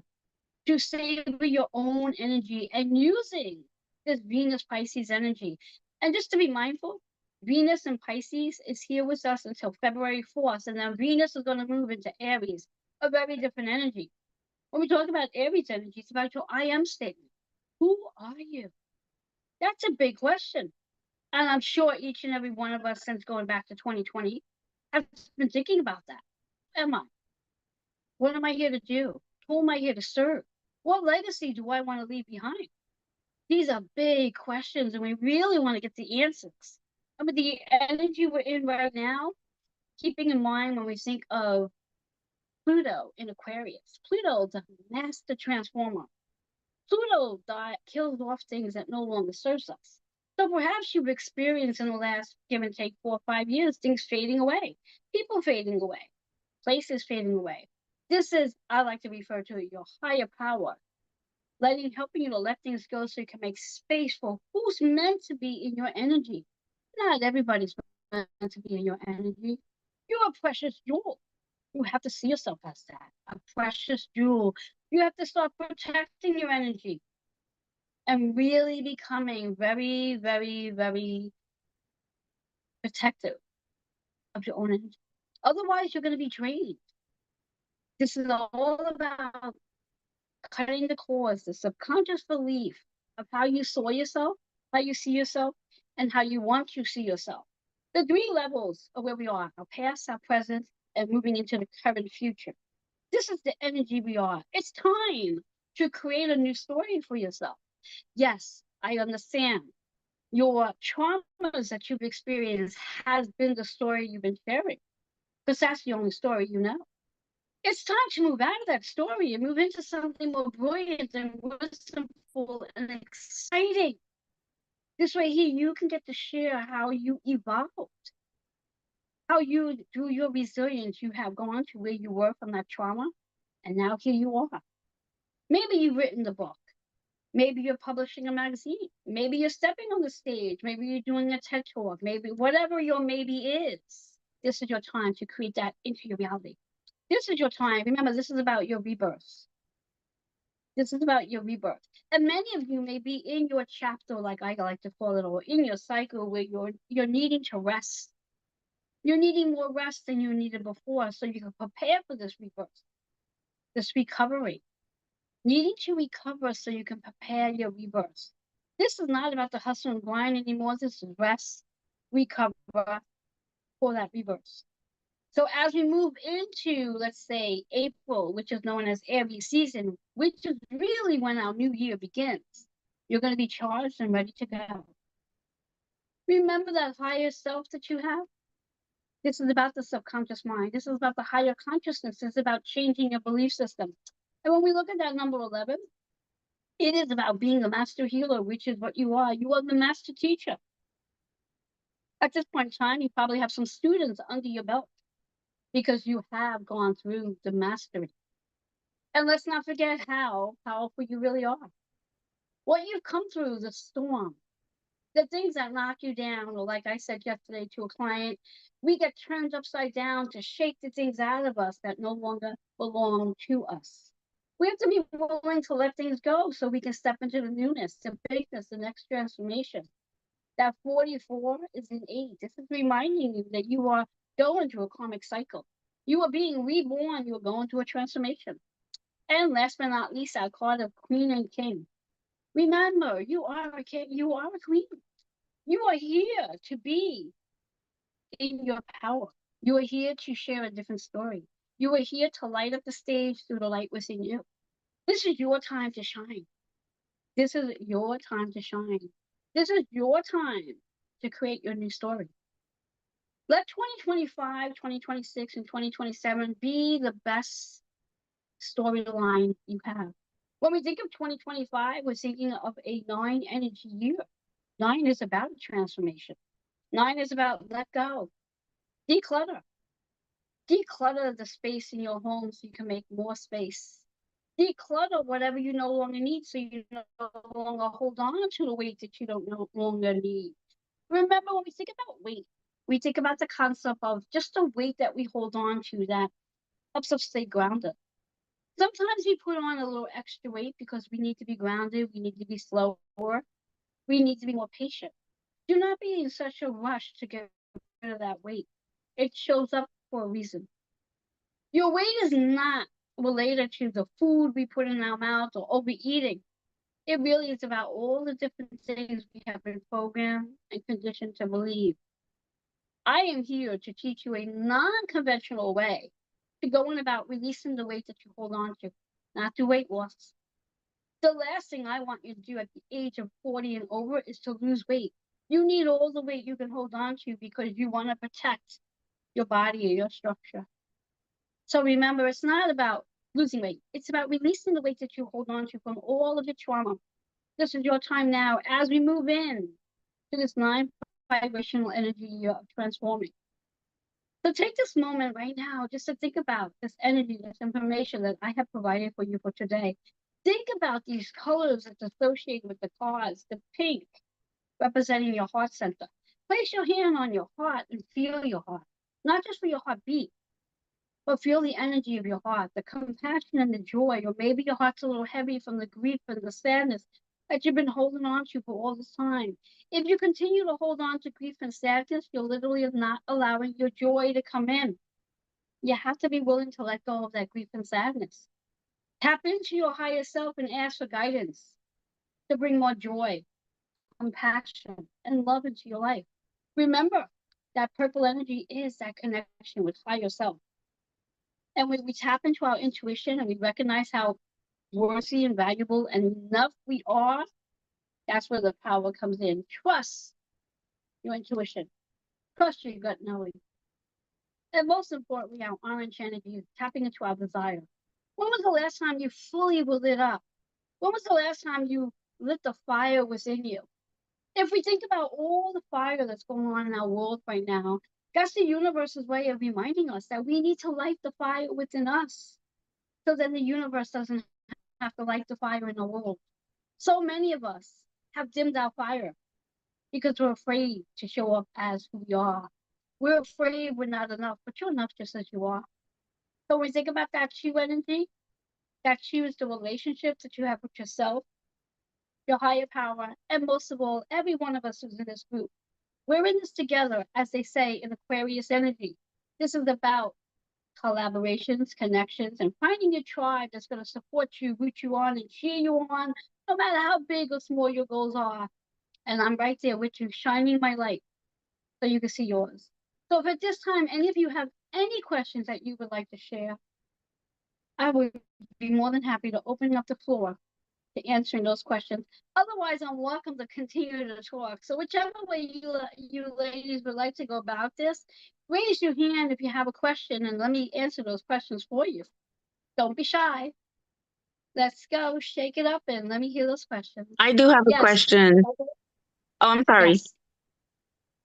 Oh, Go ahead. yeah. My question is, oh my God, I love, love, love everything that you're saying. It's like actually you're preaching to the choir. My thing is, my biggest struggle is trying to be and stay in my feminine energy.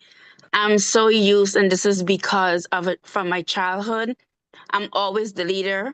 I'm always the root of the tree. I'm always the caretaker. I'm always the everything. And it's so hard for me to stand back from time to time, even though I know it gets so overwhelming and so disheartening.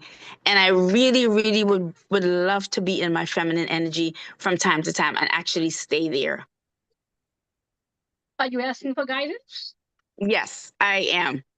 All right. Well, here's the guidance that's coming through, channeling through. And the guidance is stop trying to be in your feminine energy and allow it.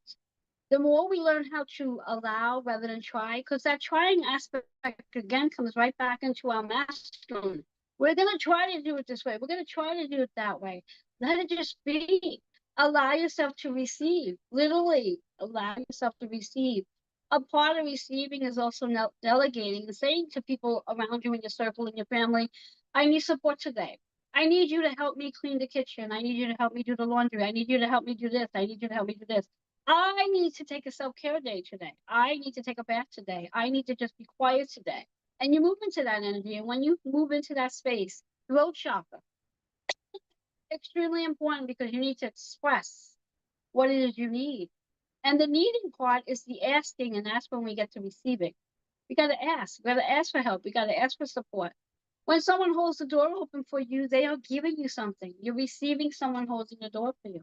If someone says to you, let me carry that for you, rather than being macho about things and say, of course you can hold this for me. Thank you so much. These are little ways that the universe will present to you ways to receive. But stop trying. Step into it freely, with grace, and just allow all the people around you. And most importantly, ask your higher power, ask God to bring people into your life that's going to support you as you receive. Be open to receive without guilt, without shame, and without judgment. especially when it comes to self-care. That is the one thing I know for women that we put on the back burner because we feel like, oh my God, if I'm going to take a 20-minute bath, that means that I could be doing the laundry, I could be doing the dishes, I could be taking care of my child, I could be taking care of my husband. But who the heck takes care of you? You need to take that 20-minute bath guilt-free. Guilt-free and shame-free, because when you do, the more you take care of you, the more you're going to be able to attend to those with compassion and love, not with anger and frustration. Because even though we're in our masculine energy, we're doing it with anger because we're angry, because we don't want to constantly be doing things. So when we learn to take care of ourselves and we learn to open the doors for others to bring that to us, we soften our energy and we don't mind doing things for others because we're doing things for ourselves. Does that help you? Yes, very much, very much. Thank you. Thank you. Thank you for asking. Anybody else? Come on now, ladies, don't be shy. I'm going to start picking you all out one by one because I know you all have a question. I can see it on your face. Debbie, come on up. I can see it on your face. What a beautiful smile you have. Talk to me. Your mic is off, my dear. Well, I love listening to you. I really am aligned with everything that you say. It's quite amazing. In fact, I felt like you might have read my book. But this is a new journey for me in a totally different field. It's the first time I've ever stepped out front. Have built businesses for people, and I'm always in the background. And so now I am stepping forward and promoting myself, which I find a little difficult. I'm getting over it, but I really struggle with that. I feel like I'm bragging or that type of thing. But when you have been the promoter of other people and that was your job and you did it very well, it's kind of hard to step forward. And so I guess, and I'm an affirmations person. I believe in it, so it has changed my life when I started practicing affirmations. And so that's what I'm trying to work on right now is asking my angels, the higher power, to remind me that I am worthy and that I am available and have the ability to do the work that I want to do. But it's been a really struggle. I'm up and down all the time with it, and thank God I have amazing friends in my life who support me and encourage me. But I really would like to be less up and down and more like embracing it. And I haven't really figured out exactly how to get there yet. This is all new. I've only been doing this since September when I retired, and I knew I was going to start this company, but so it's all coming at me fast and furious. As I said earlier in my speech, I feel a little dumb most times because I'm so out of my arena. And when you're in your own arena for 20 something years and you're really good at it, and then all of a sudden you're in something different. And I mean, I was just telling PJ, I don't even know how to do my Zoom. Yes. Well, Like, here's who what I don't have. know? Yeah. This is what I have for you, Debbie. I have a couple of things for you. And for one, Spirit has guided me to ask you from this day forward, as much as many of us wear black shields, Hmm. and black also blends you in. So Hmm. I want you to start wearing some vibrant colors. Red is a color for you. Yeah, I love red. Red vibrations. Red is fire. Red is energy. Also, blue, when you're doing speaking engagements, would be a perfect color for you. Okay. It's a way to communicate. So those two colors and anything in color is really great. I'm also going to give you 7, and I'm sure this is being recorded. You can always come back and write it down so you don't have to spend your time writing now. I'm going to give you 7 affirmations, one affirmation for each chakra. And here they go. And they're very different from most people's affirmations. The Okay. first chakra is the root chakra, and it is I am grounded. That's your first chakra. Mm. And that's going to ground you to do whatever it is you're looking to do. The second chakra, which is associated with the sacral energy, I create. And that's your affirmation. I create whatever it is you want to create. State it, affirm it. Third chakra, which is your solar plex. I trust. I trust. Fourth chakra. I open my heart. And when you do the fourth chakra, I want you to really tap on your heart chakra so you can literally open it up. Tapping on your heart chakra. Next one, the throat chakra. I express. I express. Could also be I speak up. Mhm. Next one, third eye. I see beyond my wildest dreams. And next one is the crown. I know and believe. And you fill in the blank. Wow. That's So those are beautiful. your 7. Those are your 7. Those are your 7. I'm not sure if I run out of time or not. PJ, did I run out of time? Because if I didn't run out of time, if I have time, I'm going to go with one more. But if I ran out of time, let me know that. Kimberly, did I run out of time? Yeah, because I had to switch to my phone, so I don't have the schedule in front of me. If anyone who Okay. the co-host had the schedule, can you let me know if what her time is? I know I was scheduled to do 11:30 to 12, so I just have about. I think I have about 7 minutes. Yeah, you have 7 minutes. Yes. Perfect. Thank you so much. Because I'm so eager. I want to dive right into Amanda. Because, oh my God, Amanda, your energy is like bing, bing at me. So go ahead and ask your question. I so one of the things I struggle with, and I think my group can tell you, is I guess feeling guilty when I'm not able to do something because I'm used to doing everything. And so when I can't do something and I have to ask one of them to do it, I'm saying sorry 1,000,005 times because I feel like I should be able to do it. And they always tell me like, you run the ship, you work, you do a lot of things. So let one of us handle it for you. So I think mine is just being in control and doing everything all the time. So Okay, so here's what I have for you. Couple of things. First thing is we're going to let go of the word sorry for 2025. You are not to use that word anymore for 2025. No more. Not sorry, forgive me, none of that. You're going to throw it out. None of that. No more. Get rid of it. Because there's no, the thing about being sorry is sorry means if we understand the true meaning behind sorry, sorry means that you're about to change the action of what you've done that you're saying sorry about. And to say sorry because you feel guilty because you can't do something is not a reason to say sorry. Give yourself ease and grace when you're not able to do something. Allowing yourself to have that voice to speak up and say, I cannot do that today. And the person that you're saying that to, they're going to understand that and they're going to respect you. And they're going to respect you more if you don't use the word sorry. Okay. Second thing I want to ask you, if you don't mind sharing with me, your month and day that you were born, the month and dates that you were born. Your mic is off. July 21st. I don't need the year. July 21st. So that makes you a Leo. Cancer. Yes. Cancer. Yeah. Oh, yes. That's you're on the cuffs actually. Mm-hmm. Cancer Leo, yes, which is a really big energy for you right now with Mars right now, because Mars is played between Leo and Cancer right now. It's in retrograde in Cancer.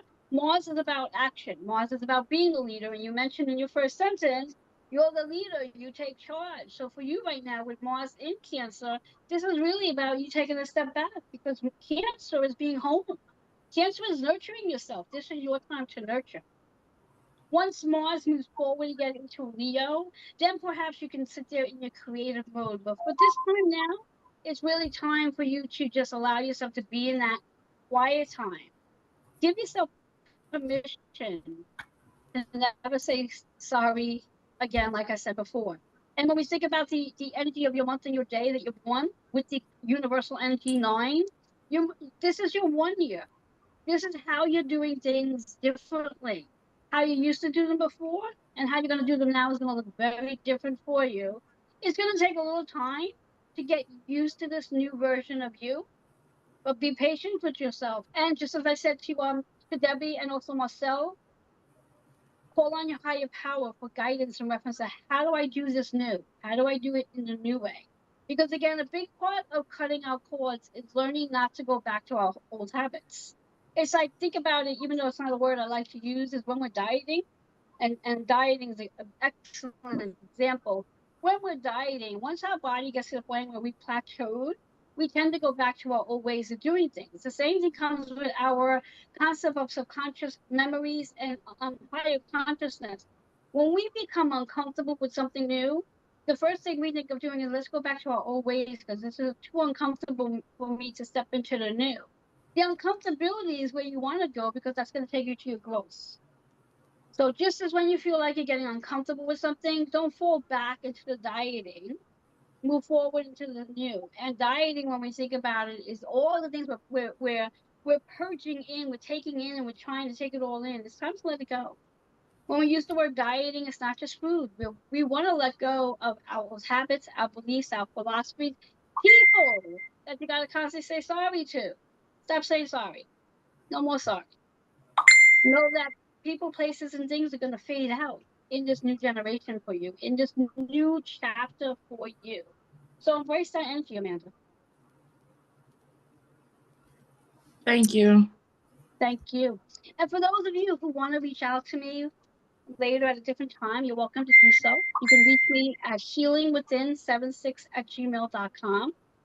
And I would love to get to know each and every one of you on an individual level, spend a little bit of time with you. I'm going to be sending each and every one of you a MP4 video of a chakra alignment that you'll be able to do on your own when you feel like it. I will send it in notes for each and every one of you.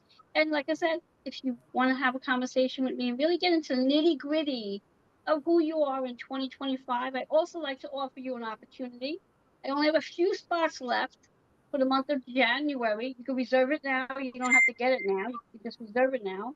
You can take advantage of an astro reading at a very inexpensive price, $99, just to get to know who you are and what is really going on in your chart for you right now in 2025 and how to navigate through those the different ways of how you're going to go about 2025. Because 2025, as I said, is a very different energy than we've ever experienced before because we've never had so many planets shifting from one zodiac sign to another.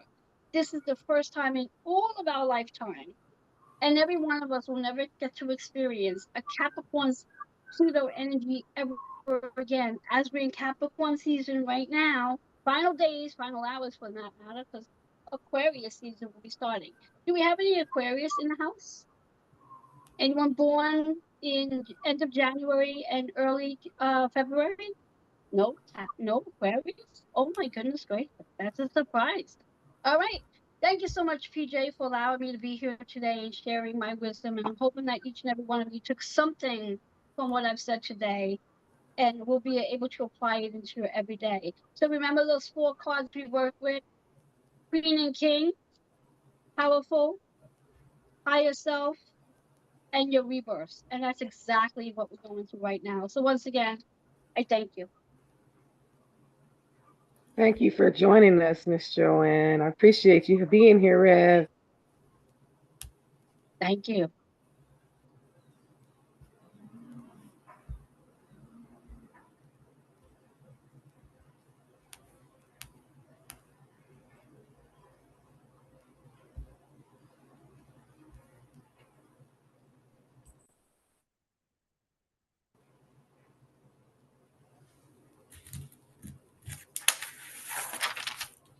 Okay, I think it's Miss Lady V that's up next.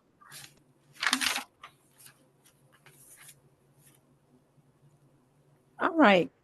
Hello, everyone. My name is Cassandra Williams, and I have the pleasure of introducing Miss Lady V. This is not our first time. Hello, Lady V. We have been on platform together before, so We have. so I'm living the divine call of this. So I'm going to go ahead and introduce Lady V and get us moving.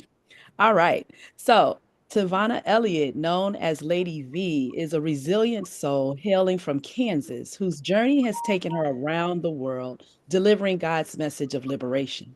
As the CEO of Elliott Knight Professionals and a spiritual release coach, she has been a guiding force in many lives. In 2010, after a life-altering diagnosis of lupus, Tavana founded TV and radio I'm sorry, Tavana founded the Too Gone, Too Long Judgment Free Network, a rapidly growing TV and radio platform that empowers through insightful discussions and a culture of love. Tavana's life story, marked by overcoming street life, molestation, and domestic abuse, inspired her to create the transformative program Awaken the Rebel Within: Release, Rebuild, Rebrand Your Voice. As an evangelist at Much Prayer, Much Power, Tavana is dedicated to spreading the gospel truth of God, helping individuals reclaim their peace and freedom, and guiding them to make lasting positive changes. And so, with that, I welcome you all to listening to our sister, Lady V. Go ahead. Thank you, Cassandra. And PJ, I appreciate you, Queens. And so, hello, everybody. It is time to awaken the rebel within, and let's roar into our greatness in 2025, because that is what it is. We 2025, we stand alive and we are roaring in our greatness and being great. And so, I want you to walk with me through a journey, because I want you to be able to understand why we are roaring, and not only why, but how we will roar in this new season, in this new moment, so we can be great, so that we can actually live up to our full entire potential and our purpose in this new season, because this is the beginning, right? And so, what a better way to start out with this summit today, or just this weekend period, with a group of beautiful, amazing queens. And so, imagine waking up one day and you realize that you have been living somebody else's life. The choices, the sacrifices, the struggles, like, you realize that this ain't where you supposed to be. And now you just ready to really get out that hamster wheel. Well, like she said, I am Lady V, and I am a spiritual release coach, which means that I actually dig deep in the bottom of the barrel, where all the sticky stuff is, where people don't like to go, because that's where, it's too hard down there. So we like to keep that swept under the rug. So I like to go deep down with them, because in order for us to heal, we have to break, which means that we actually have to literally go to the root and the core of the problem in order for us to heal. We have to stop healing the surface, thinking that we're all right, and we really ain't. When we have all this deeper trauma that we need to really release. Well, again, I had lupus. I was diagnosed in 2010 with a disease that I had no idea what it was. And when they told me what it was, I thought I was dead.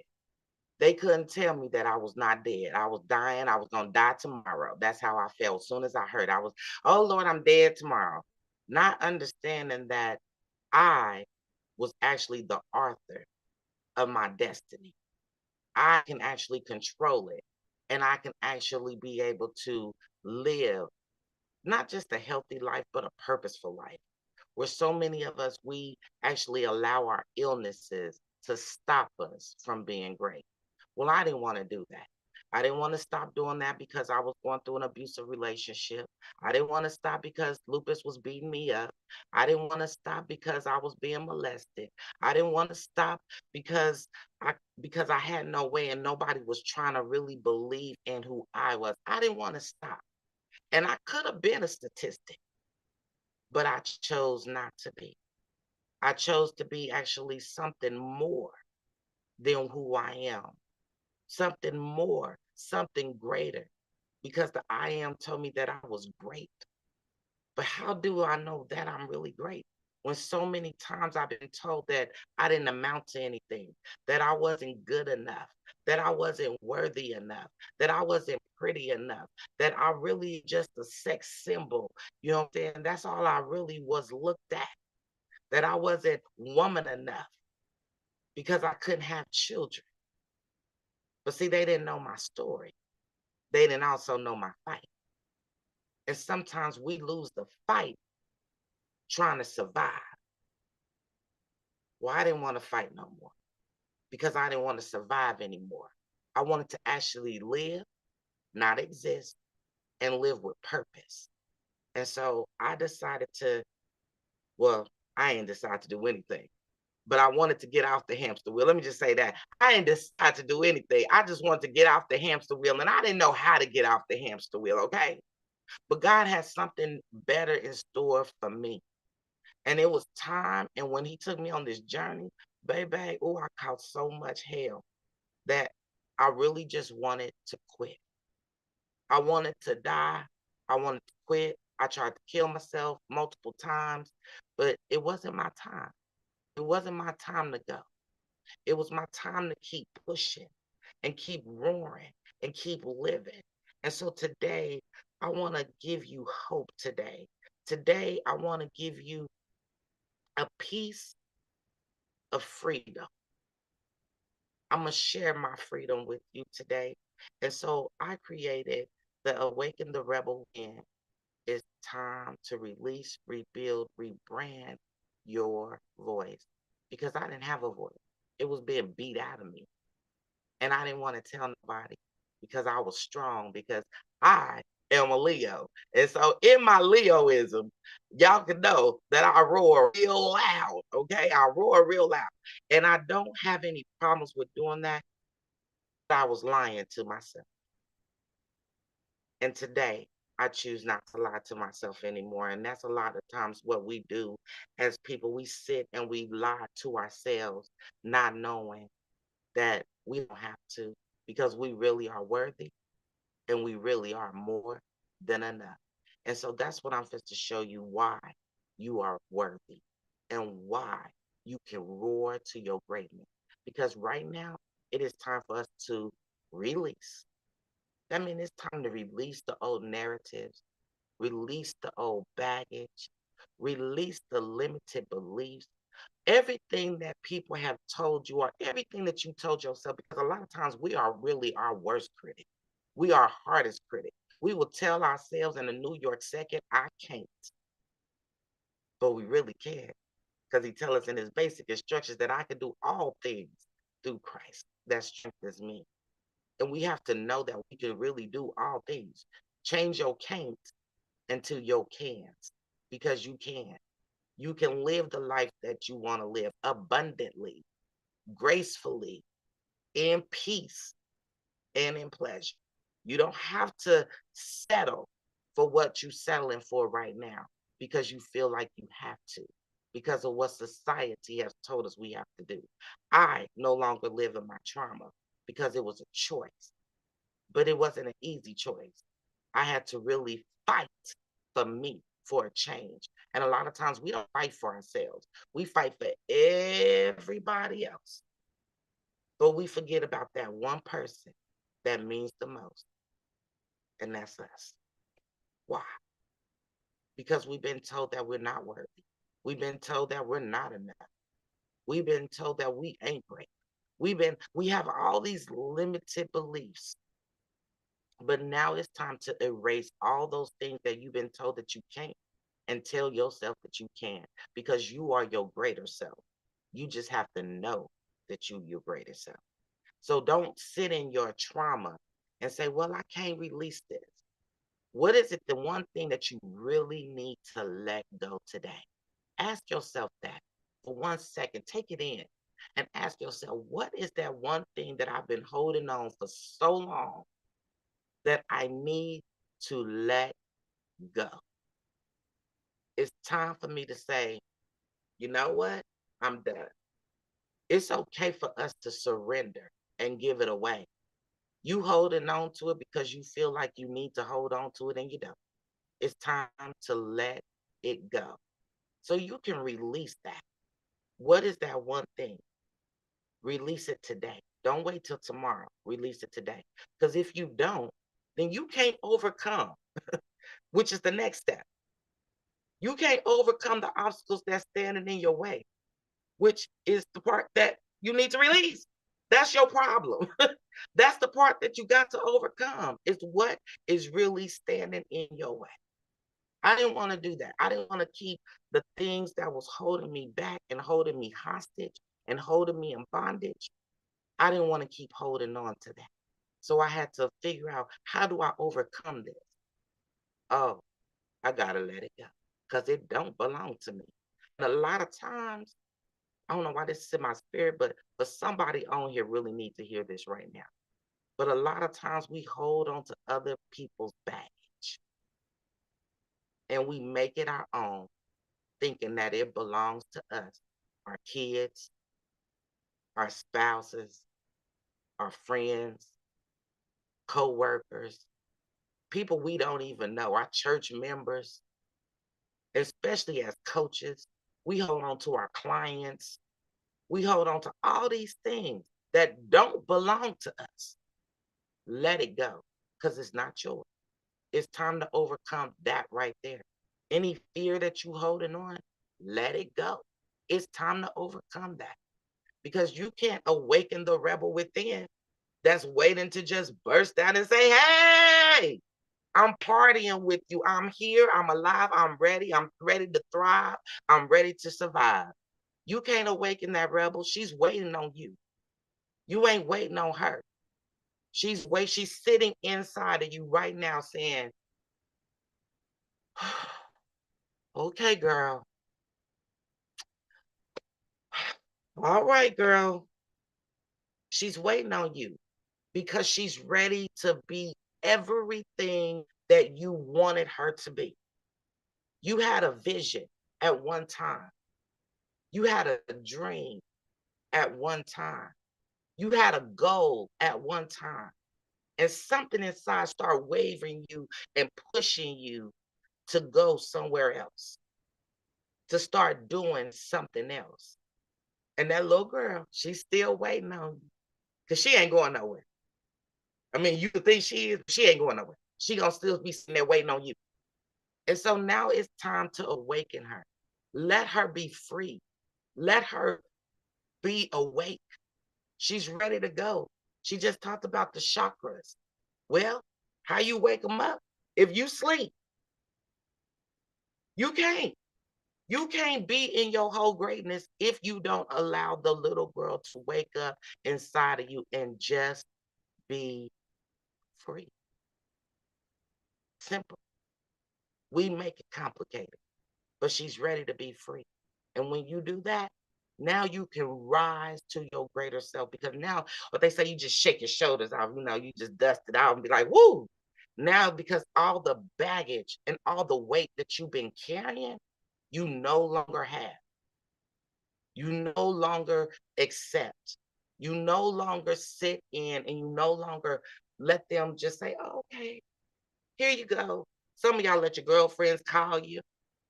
I'm a prime example because I've been here. Some of y'all let your girlfriends call you that she dump on you and then she gone. And now you left holding her baggage with her kids, her man, all this stuff. And now you trying to figure out why your energy is off. What happened? I was happy, but now I'm feeling kind of off. Well, that's because you accepted somebody else's energy that you did not need. When, for me, I had to learn that I can't keep taking on everybody else's stuff. So when they come dump on me, when they leave, I let them have it. I'll be, oh, here you go, baby. This your stuff over here. Let me give this back to you. And I let them go. And I'm still happy. I'm still in my perfect peace. And they still got their perfect problem. We have to know that everything don't belong to us. We can't roar if we're holding on to somebody else's trauma, somebody else's hurt. We already trying to get through our own. So why are you taking on yours and somebody else? Ain't yours heavy enough? I knew mine was. And the more I felt like the bag lady. I was just walking along the road, picking up everybody's baggage, just, oh, you got baggage? Don't worry, girl, I got you. And a lot of times that's what we do. Today, we have to say no more. In 2025, we're not walking through like that. We taking care of us for a change. We're putting us first.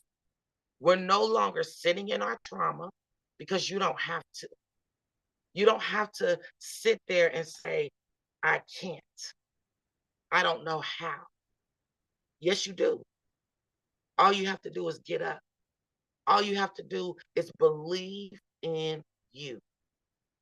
Believe that you can be, that you are perfect throughout your imperfections. I like to dance in my imperfections. I'm all right with knowing my flaws. And when you know who you are and you know your flaws, it's all right to accept them because you are perfect through your imperfections. Stop acting like you're not. Stop acting like you don't deserve it because you do. This morning I like to listen to a lot of meditation things and stuff. And as I was scrolling through, she said, God said I could have it. So I'm doing it because I can have it. When are we going to start believing that we can have it?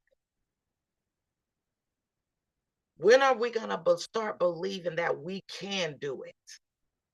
That we can be all things?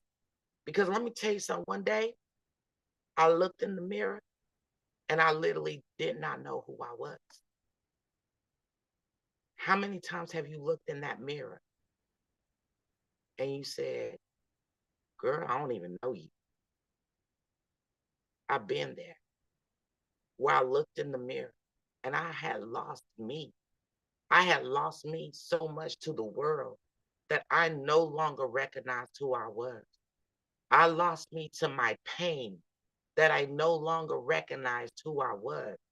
I lost me. But when you find you find a good thing.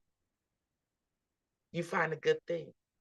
Because we have to remember that in his basic instructions, he said, when you find it, when he that findeth a wife findeth a good thing. And I don't know about you, but we are all wives. And we are great things. We are great. But we have to know that we are. What story are you telling yourself today? Where are you in your walk today?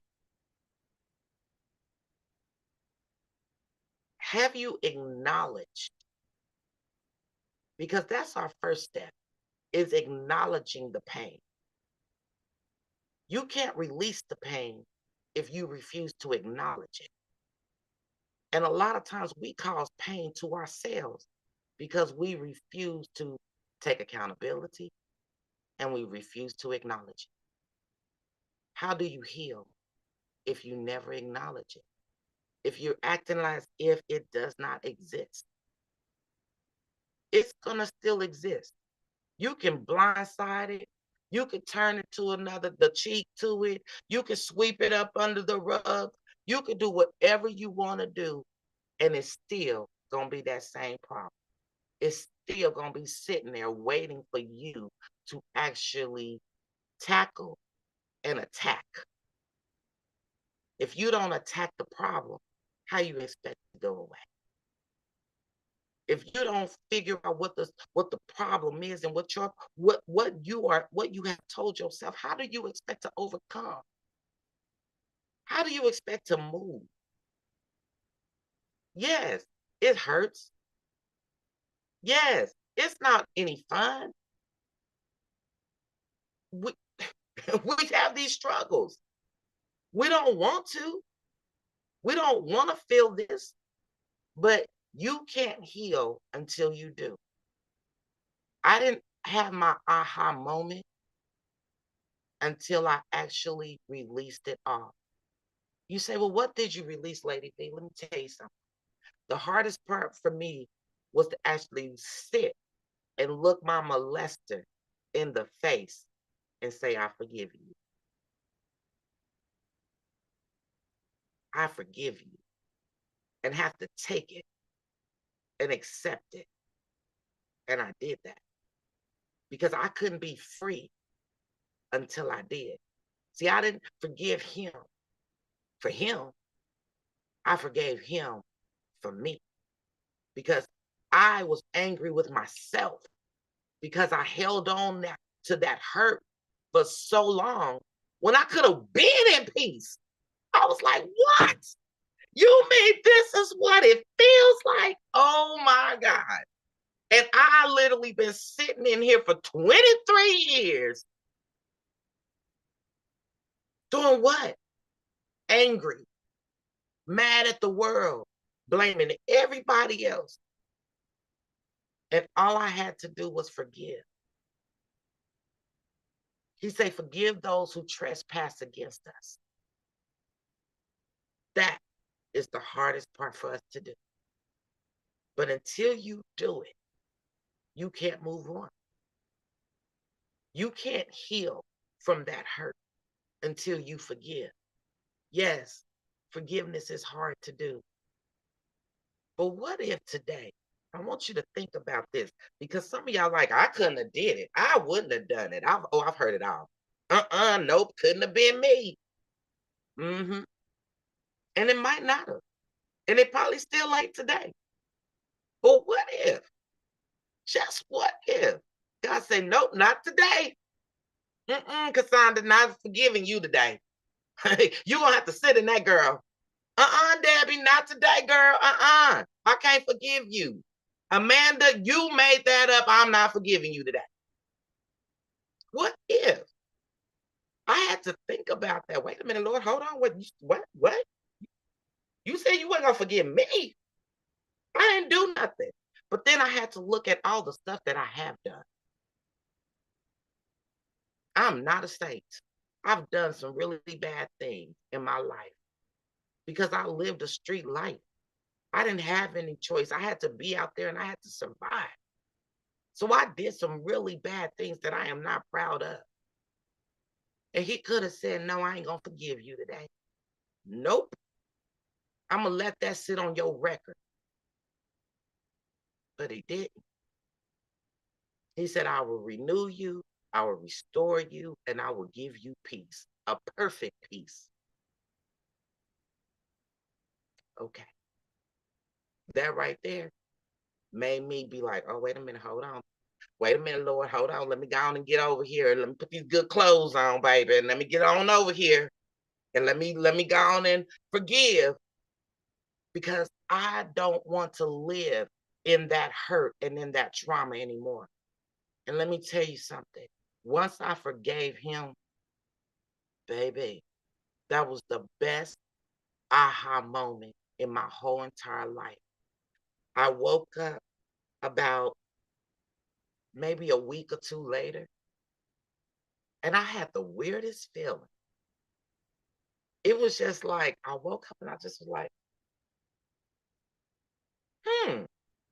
I didn't wake up with that heaviness. I didn't wake up with no baggage. I didn't wake up with no anything. I just felt free. I felt free for the very first time because I was able to forgive. And in your forgiveness, you have to forgive and let go. If you're not going to let go, don't forgive because you ain't forgiving. You just holding on to it anyway. You can say you forgive, but if you don't let go to the hurt, how are you really forgiving? Have you forgave yourself today? Forgive yourself today for holding on to your trauma, for holding on to your pain, for holding on to your hurt for so long. It's time for you to get up and roar in your greatness. It's time for you to rise and shine like the queen that you are and be great and live in your greatness and know that no matter what you're going through, baby, you are worth it and you are more than enough. And if did nobody else tell you today, you remember that Lady V told you, you are great, you are worth it, and you are more than enough. Don't let nobody else tell you that you're not, including yourself. It's time for us to roar in our greatness, release, overcome, awaken, and rise to your greatness. That's what I want to see each and every one of you do in 2025. Rise and thrive. Roar in your greatness today. I'm Lady V, Thank you for checking my story. Listen to my story. I pray that this story right here helps you know that you are worth it and that you are more than enough. All you have to do is awaken that little girl that's inside of you, that's ready to thrive and ride and holler and scream and dance and party like a rock star, okay? That's what I want to see in 2025. I want to see all my queens partying like a rock star in your greatness. It's time for us to start roaring, ladies. And so I don't know about you, but baby, if you didn't know that I got a good roar, baby, I do. And I want you to have one too. And so, hey, queens, I love y'all, but remember, God loves y'all more. Ooh, Lady V, you got me standing up. I'm sorry, I had to jump on there. I thank you for giving up your Saturday of your resting time for me. Mwah. Exactly, because it's funny, but I was like, is this on a Saturday? I ain't even know. So I love you. Believe that. I love you. Thank you. Mwah. That was powerful. That was powerful. Thank you.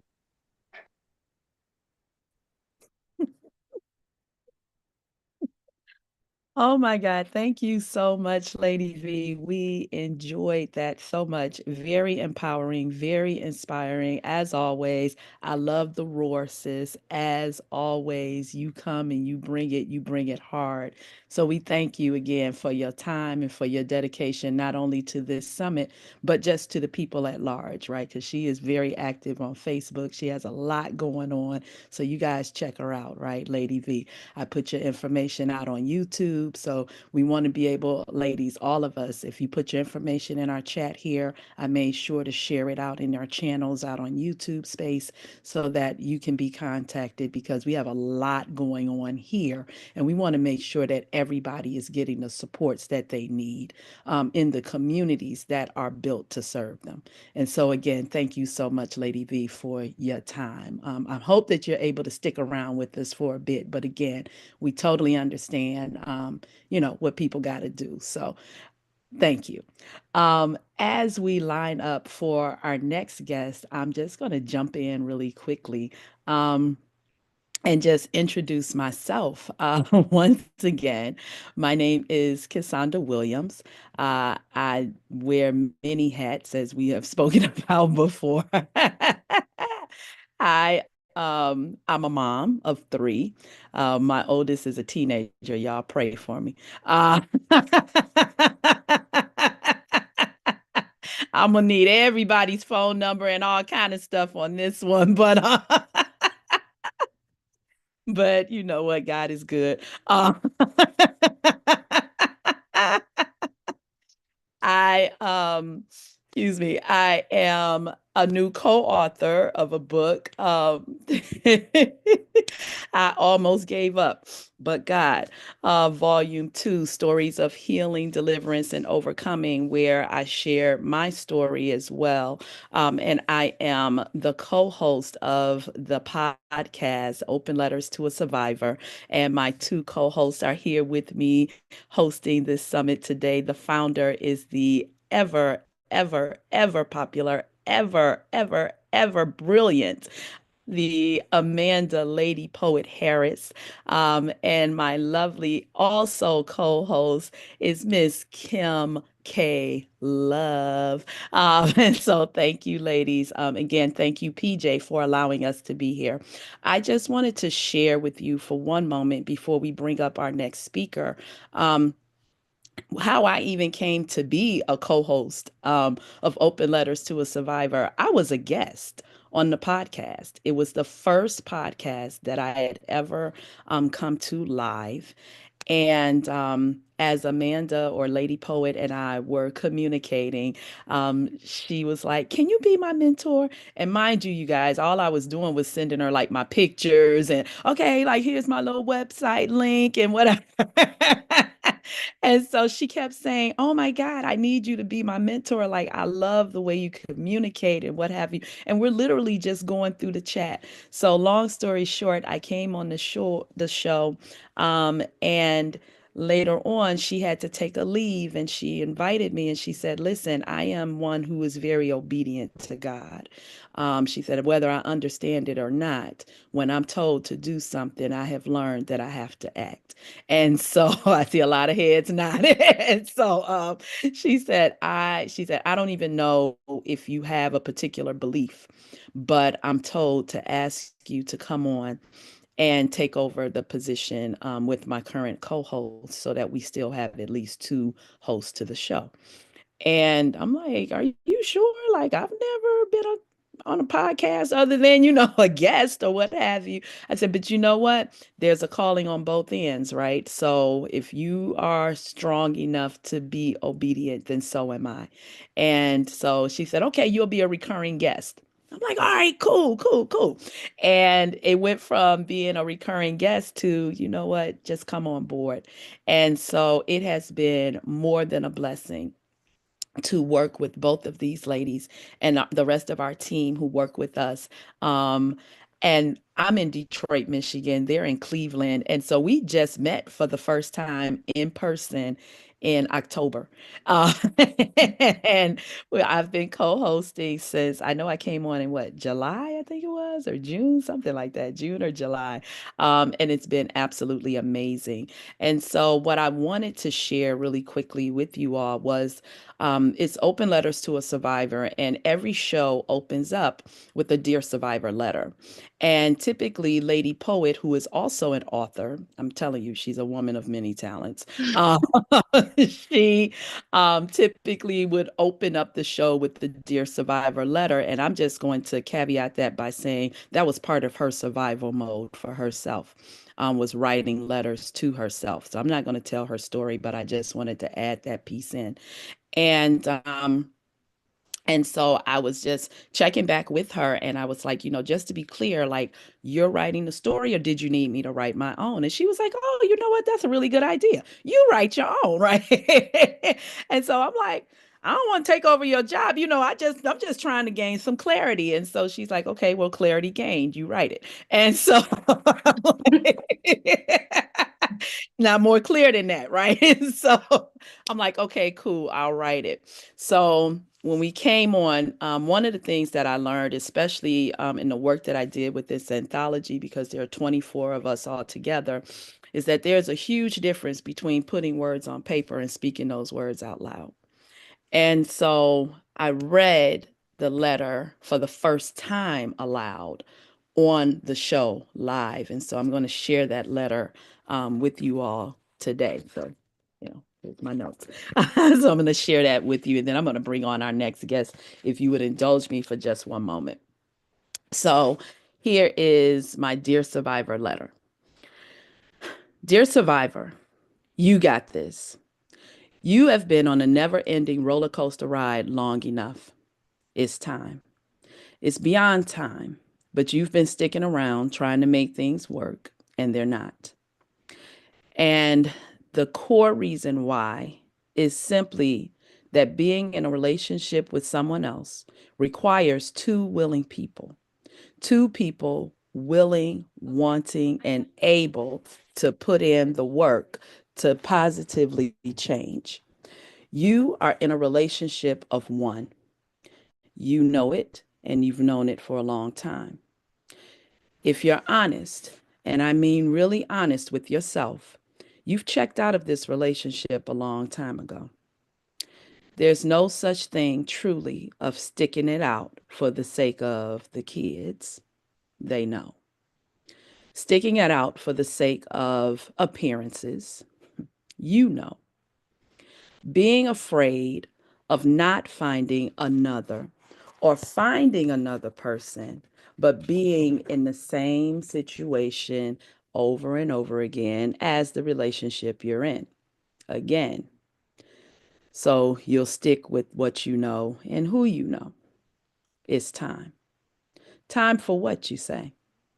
Time to move out of your comfort zone. Time to make room for yourself. Time to let go of who and what no longer sees you, hears you, respects you, serves you, or loves you. You love you, right? I know you do. You really do. And so it is with this knowledge and feeling that you owe it to yourself to move, scared and all, to save yourself before things get any worse, which you know is sure to happen.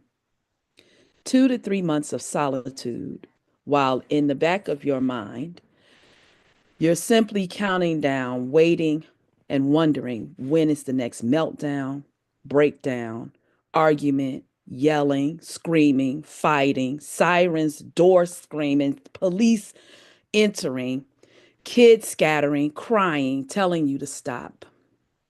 Your mind going, telling you it's not worth it. You have too much to lose. It's enough. Time's up. Ride is over. It's time to get off. Shaken from the ups and downs, not yet having the perfect plan, not yet knowing the how, but knowing the why. To save yourself, your body, mind, emotions, and spirit. You may well be deflated, but not defeated. And that's just enough to pick up the pieces of you that remain, to help begin the process of making you whole once again for yourself. It's time. Time to move. Time to put the prayers into action. Time to stop carrying the burdens of a non existent, toxic, enabling, one sided relationship. And for once, put down and burn the Superwoman cape. Choose you.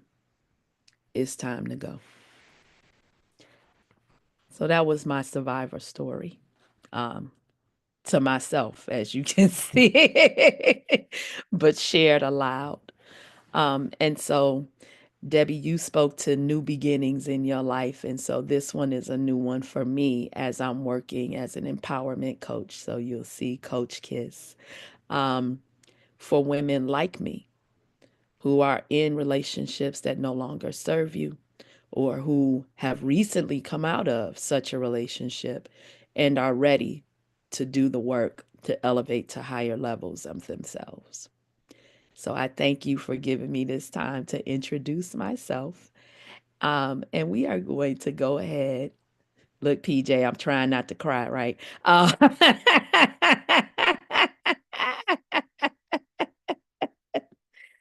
Because I've come a long way from the woman who wrote that letter. So we're going to go ahead. I'm going to introduce our next speaker. So thank you. All right, here we go. All right.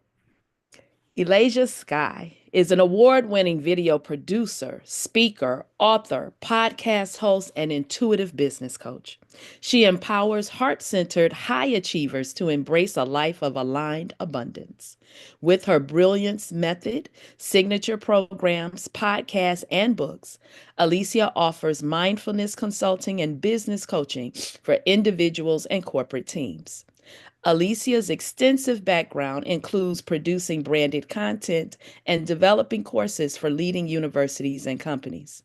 She has been a trusted advisor since 2014, providing stress reduction seminars and workshops that enhance company culture and productivity. And so, without any further ado, I hand you over to Alicia Sky. Thank you, Coach Kiss. It's like if we need to all sit here and cry, we can do that. Like this is the space to do that. So you're like, I'm trying not to cry. I'm like, let's cry. Like, why not? This has already been a lot of tears, right? And I'm so grateful. Thank you for that beautiful introduction. Thank you to everyone who is here live, who is here streaming, who is watching this replay at some point in the future.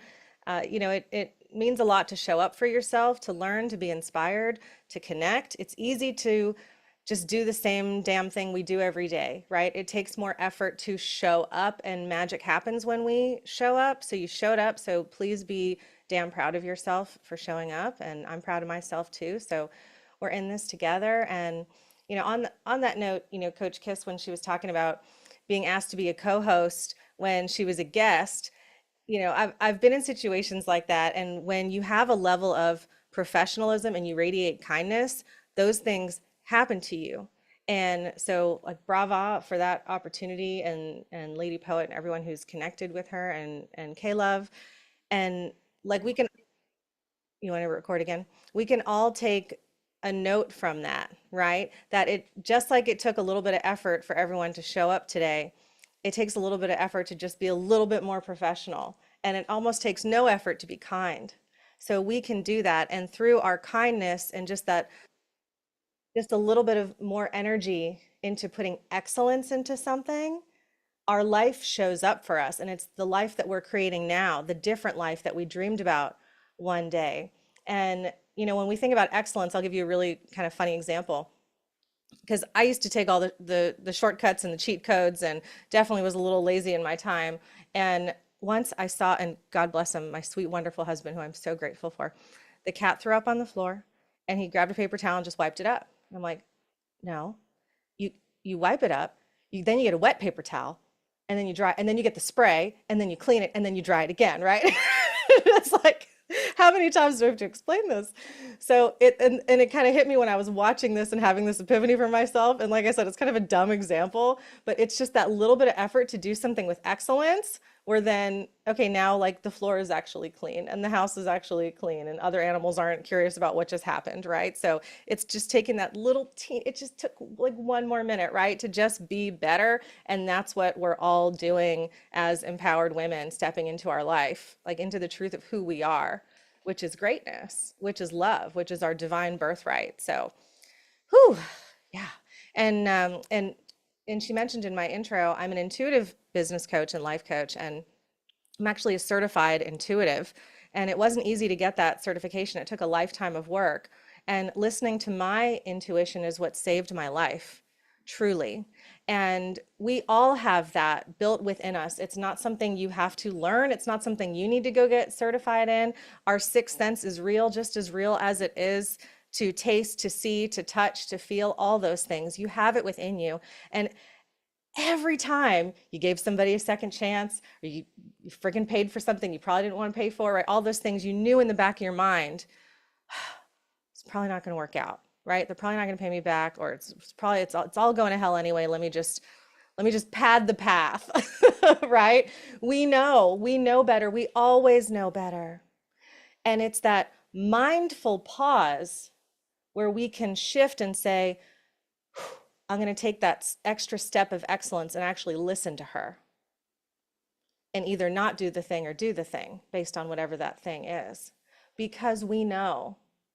And when women say to me, I don't have a good intuition, I've made so many mistakes in my life. It's like, we all make mistakes. I still make mistakes all the time, but we know. We're just choosing to make them, right? We are. It's a choice. And some people don't want to hear that, and that pisses some people off. But when you can slow down in the moment, if you have the ability to do so, and I know sometimes we don't. Sometimes we're running out of the house and we got to take care of ourselves and save our own lives, right? But when we actually hear that voice, whether it's our higher self, our guardian angels, or whatever it is that's hitting us on the back of the head going, stop, make a different choice, turn left, not right. And if we don't listen, that's when we regret it. That's when remorse comes in. We're always proud of ourselves when we listened. And it doesn't always feel good, right? Listening to our intuition isn't always the voice that we want to hear. When I was diagnosed with stage 3 breast cancer, I was 24 years old. And my doctors had said to me, you're too young to have cancer. You're not sick. It's probably just a cyst. And my intuition was saying, no, you have cancer. Like, keep pushing, keep asking, go get a second opinion, go see somebody else. So our intuition isn't always good news, right? But it is our truth. And we all know it. Like, I see you nodding, you know it, right? And we've all had experiences where like, oh, I knew better. Right? But look, there's a time and a place. We got to meet ourselves where we're at to go, I did the best I could with what I had in the moment, even if I knew better. And that's where grace comes in. And that's where self-compassion comes in. You ever heard the term self-compassion? Some of you, yeah. It's a term, I believe it was Kristen Neff who coined that term. So look up her TED Talk, it's brilliant. She has a bunch of books on this. But essentially, You talk to yourself and treat yourself the same way that you would treat a friend. You have compassion for yourself the way that you would treat a friend. And when we've gone through horrific trauma, illness, all the things that so many people have talked about today and will continue to talk about tomorrow, and our friends in our life have been through, we have to be kind to ourselves, especially if other people aren't being kind to us, right? We teach people how to treat us. We lead by example. We tell them what we're willing to put up with and what we are not willing to put up with.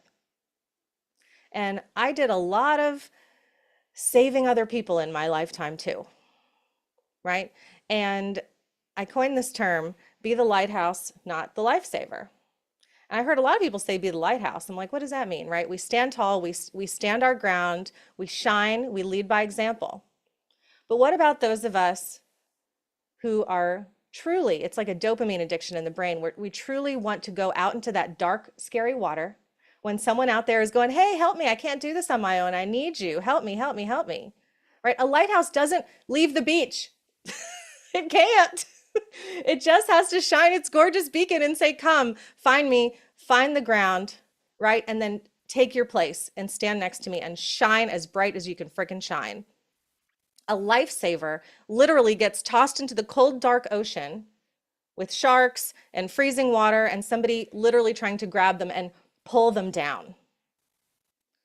That's not fun. We've all been there. And what happens? We drown right with them, right? Right. So when you feel that pull, that I got to save this person, I'm not talking about our kids, right? That's a different story.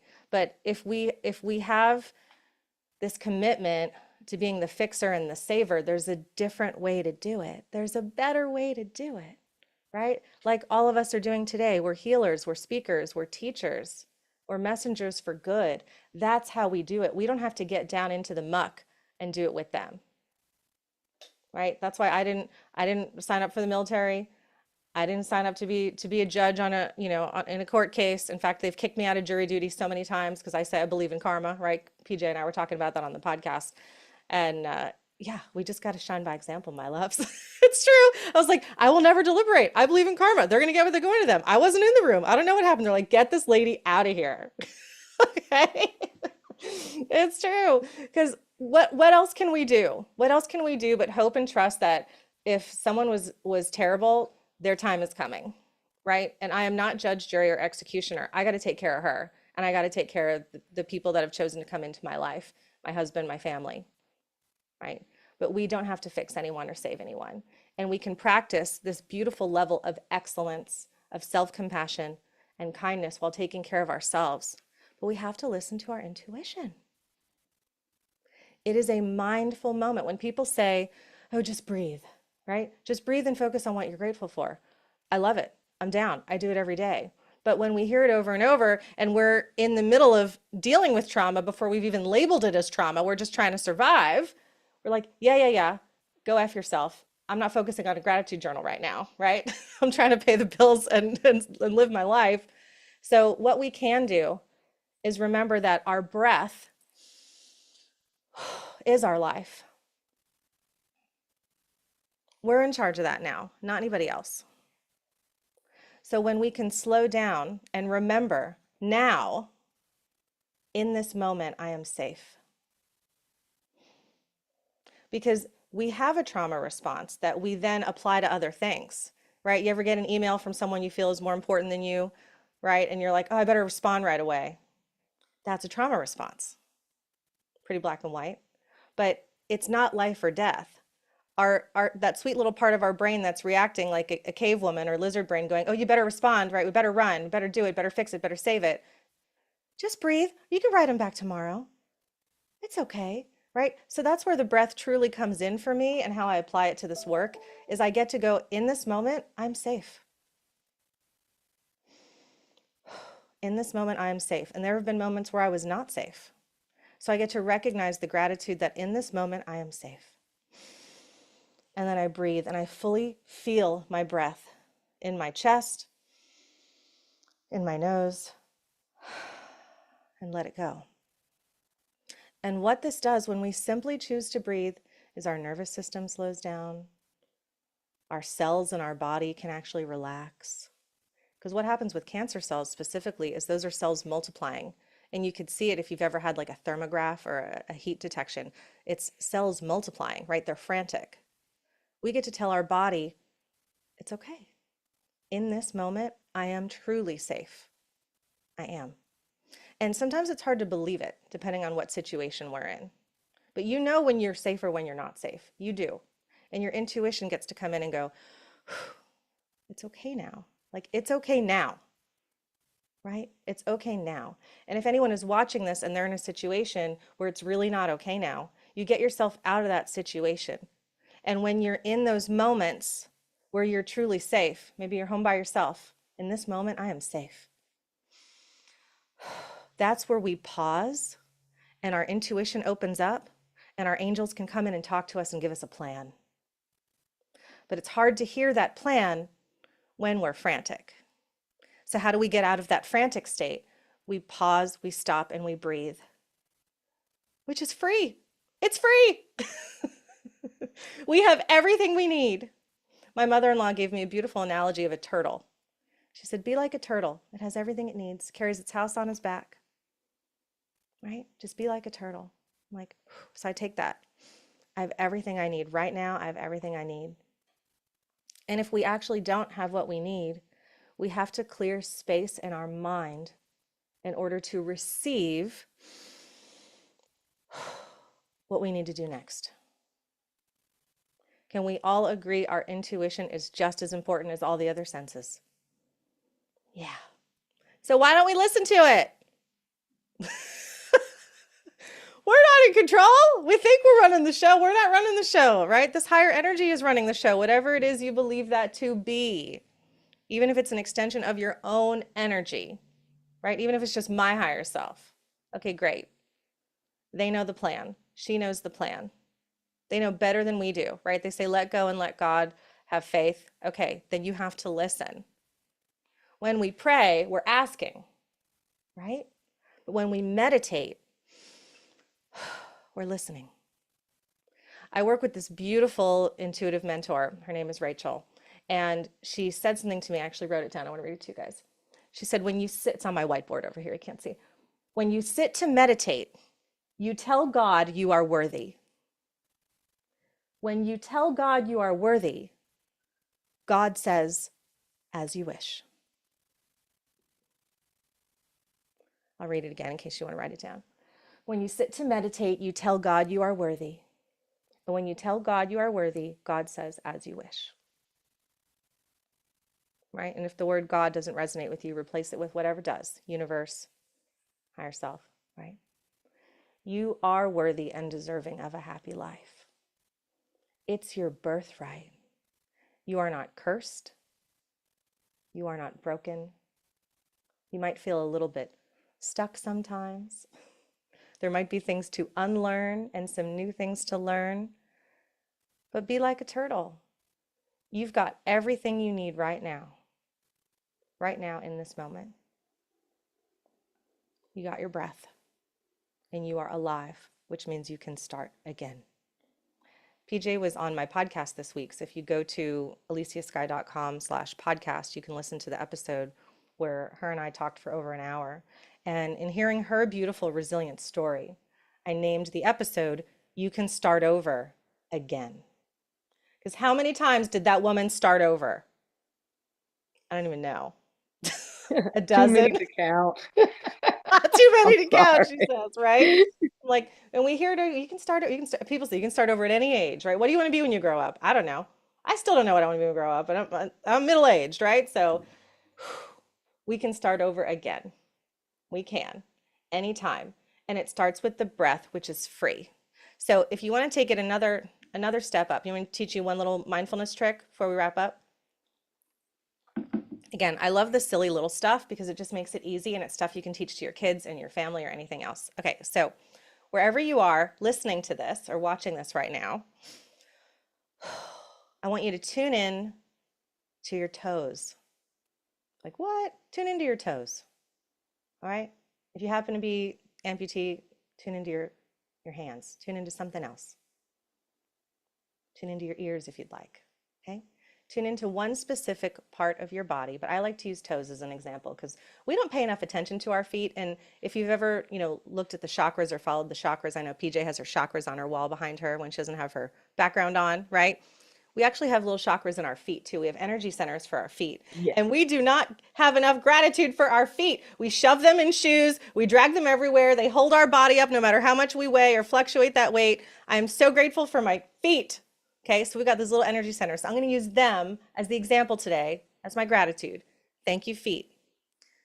If you can, focus on, if it helps to close your eyes, you can. Focus on the little piece of skin between your big toe and your second toe. You're like, I know this lady's crazy. It's okay. Stay with me. Can you do it? Yeah or no? Maybe. It's kind of hard, right? Can we focus on it? If you can, great. If you can't, you just spent a mindful moment focusing on something. And in that moment, you were safe. You weren't worried about anything else. You weren't thinking about anything else. You're just wondering, can I feel the damn skin between my toe? No one's ever asked me that before. Right? So that's all. And it's not a trick. You do it.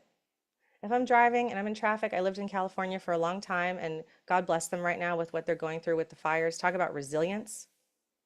Whew, right? I'm in the Producers Guild, and I'm talking to them about leading a mindfulness seminar about resilience too for all these people.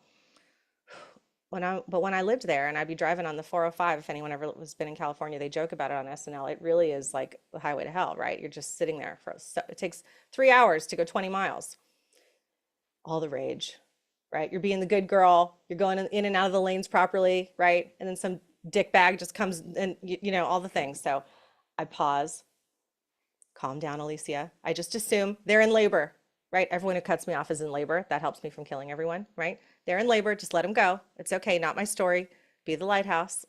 I don't got to flick anybody off. That's being a lifesaver too. It is. All right. When we react with rage, it is. Okay. Unless it's a self-defense, which is a different story, right? And so I'll hold the steering wheel and I'll go, okay, I was just gripping the steering wheel. I can feel my hands gripping the steering wheel. Cool. Can I feel the skin between my fingers? Cool. I'm taking a breath. Can I feel my breath? None of it matters. Let them cut me off. It's fine. It doesn't matter. None of it matters. So this little tiny tool has helped me so much. It's helped me be kinder to other people when I don't actually know what's going on with them. It's helped me to remember to breathe when I've been scared. And it's helped me to help amazing people like you to go, I am safe. I know what it's like to not be safe. But in this moment, wherever you are in the world, you are watching a device, you are on the internet, you have service, you are blessed. You are safe right now in this moment, right? And then we make a new choice, and then we make a new choice, but we listen to her to make that new choice.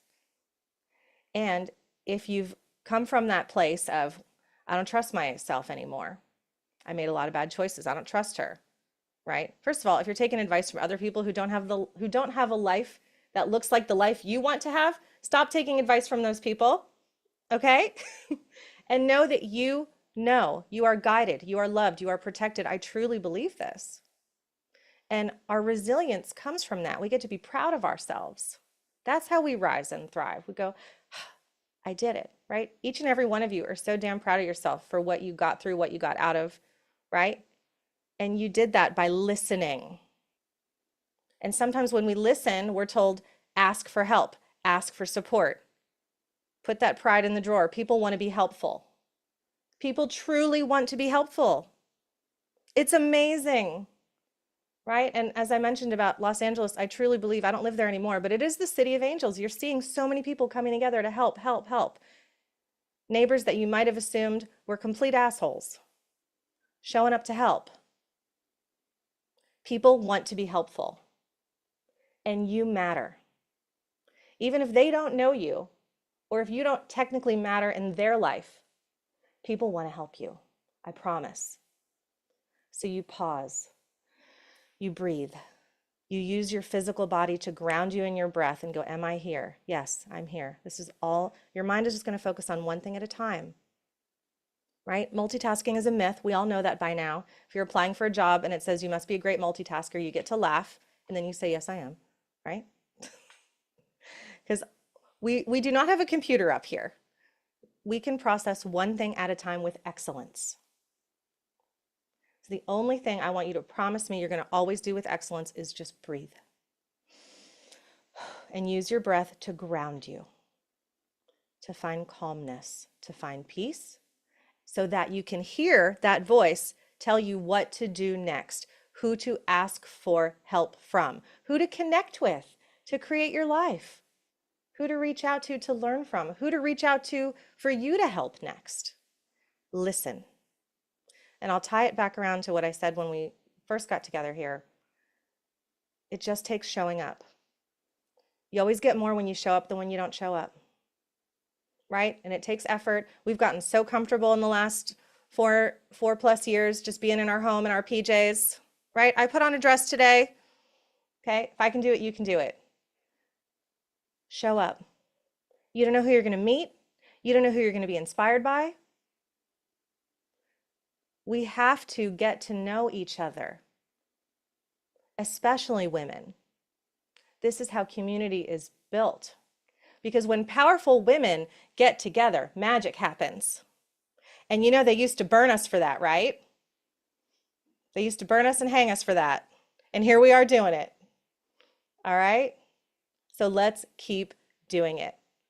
For all of our ancestors and everyone who has come before us who didn't have this voice that we have. Pause, breathe, listen. That's your only homework. Okay, my loves? Thank you. All right. I think PJ put some links. I'm just Alicia Sky, the way my name is spelled, just on all my socials.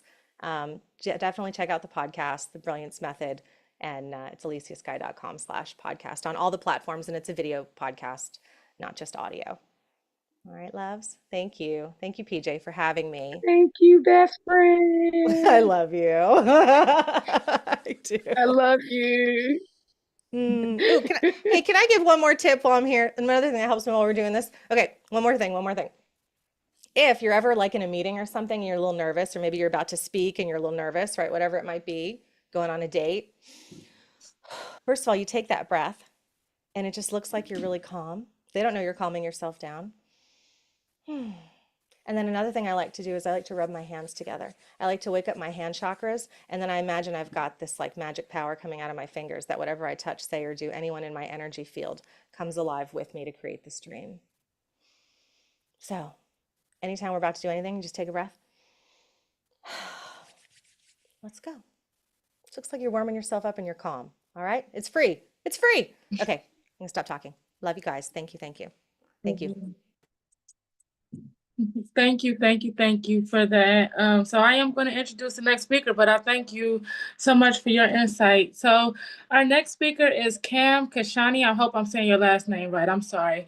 But well, I was told not to say that no more. So Cam Kashani, SSD MBA, is known as the spiritual surgeon, helping women identify and heal their wounds and embody authentic power using a combination of intuitive coaching and spiritual psychology. She has her doctorate in spirituality and has been nominated 4 times for her work by the Los Angeles Business Journal. She is also an inspirational speaker. So I present to others, I introduce to some and present to others, Cam Kashani. Thank you. Please come forward with your message. Hi, hello. Thank you so much. That was such a beautiful introduction. Give me 1 second here. My view is not working for me right now. Give me 1 sec. Take your time, Miss Cam. Hello. Hi, guys. Okay, I'm just getting my, okay, cool. We got our tech stuff figured out. Yay. All right. Hello. Thank you so much for having me, PJ. Thank you so much for putting this together. This is such a beautiful, beautiful summit. And it's hearts right back at you, girl. Thank you so much for this. It's been such a joy so far to listen in and hear what everyone has to say and all the beautiful input and guidance that's come through. So what I want to focus on today is transforming our pain into power. How trauma can actually be our biggest superpower. And how feminine wounds become feminine wisdom when we do decide to transform pain into power. So my pain is my power, and my trauma is my superpower. I've been through the darkest demons that exist. I've battled the darkest demons on my path. These demons resulted in significant wounding that I've been walking around with my whole life. And what I want to let you know is that these demons are here to serve us. The darkness is here to serve us. Without the darkness, there is no light. Every time I battled a demon, and every time I was against absolute darkness, I asked myself, what is this trying to teach me, as opposed to why is this happening to me?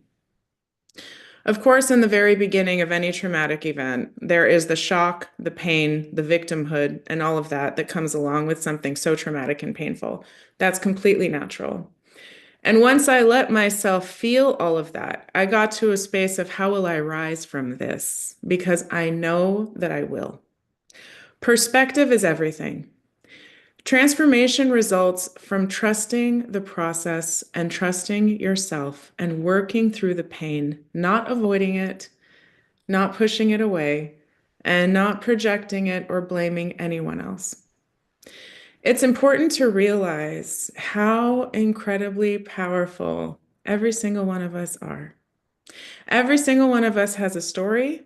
Every single one of us has traumas. And every single one of us put those there. Believe it or not, your higher self, your soul self, is the one that put every single one of these problems ahead of you on your path and on your path. That's how powerful you are.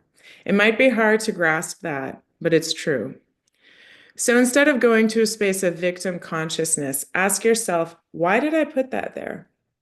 What is this trying to teach me? You want to take your power back. Stop giving it to the demons. Stop giving it to the perpetrators. Stop giving it to the one that took anything away from you. Stop letting them win. Because as hard and as dark as some of our traumas are, as hard and as dark as some of our lives are or have been, every single one of these is here because you put it there, albeit unconsciously. So that's where the work begins. What is it in my consciousness that is attracting these situations? What is it in my subconscious mind that is attracting these people, these events, these problems? Or what did my soul agree to? Why did my soul agree to this particular situation? And what am I supposed to learn or gain from it? If you've ever lost someone, for example, and they're no longer in this realm with us, as painful as that might be, what did that teach you? And what did that bring you to? That soul was here to give you a gift. As painful as it is that they had to leave, there was a gift involved. And you and that soul made that contract before coming into this planet. Now, I'm not saying you can't be sad. I'm not saying you can't have your feelings. I'm actually saying it's absolutely essential to have your feelings, and it's absolutely essential to feel every single thing that comes through. Don't push anything away. Let yourself feel it all. We have to feel to heal. And I'm definitely not saying that it's easy, and I'm definitely not saying that it's fair. But I am saying that you are the one who called it in. We all have karma. We all have soul contracts. We all agreed to incarnate into this planet in order to be in the space of duality. The light and the dark, the yin and the yang, the masculine and the feminine, all of the duality that exists in this realm. And we decided to come here. It was our decision to come into this incarnation so that we can experience this duality, so that we can experience pain, so that we can experience pleasure, so that we can experience all of these emotions and feelings that we can't experience on the other side. So when you put everything into this perspective and you consider the possibility that it was your doing and the other soul's doing in regard to agreements, that there is always, always, always a learning involved. How does that shift things for you? How does that shift the conversation in your mind? How does that shift the story that you've created? If you've gone through abuse, for example, which is an absolutely terrible and inexcusable thing, how does it transform the story if you decide to take responsibility in regard to your soul being the one who called it in? As someone who's gone through abuse myself, terrible abuse, what I learned is that it actually brought me to my power. Every trauma I've been through, and I've been through so many, has made me more powerful because I decided to go through it. I decided to heal it. I decided to let go of the darkness and the hold that it had on me. I forgave myself. I forgave all involved. And I allowed myself to only reside in my consciousness, in my energy. I never allowed anyone else's energy to have a hold on me. All my trauma brought me back to me, the real me. Nobody, no thing, no one, and no event can break you.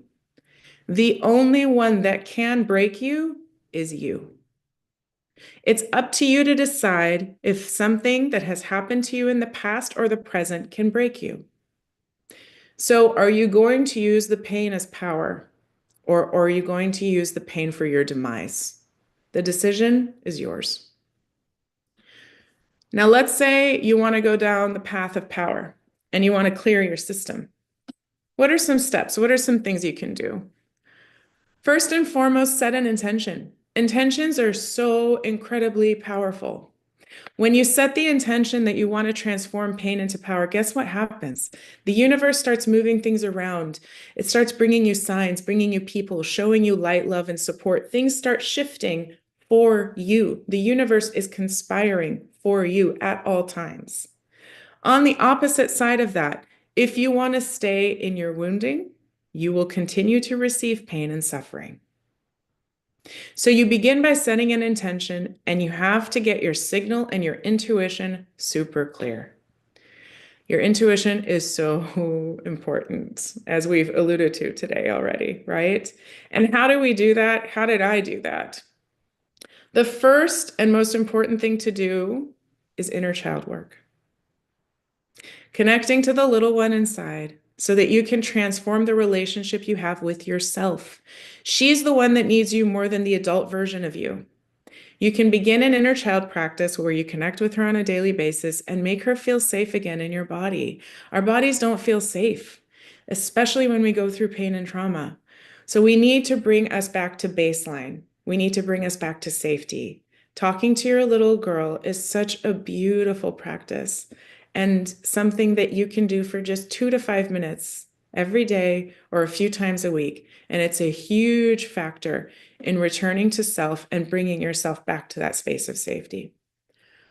Another practice that I absolutely love and I help clients with is speaking to your higher self, your God self, your soul self, whatever word resonates with you, that almighty part of you.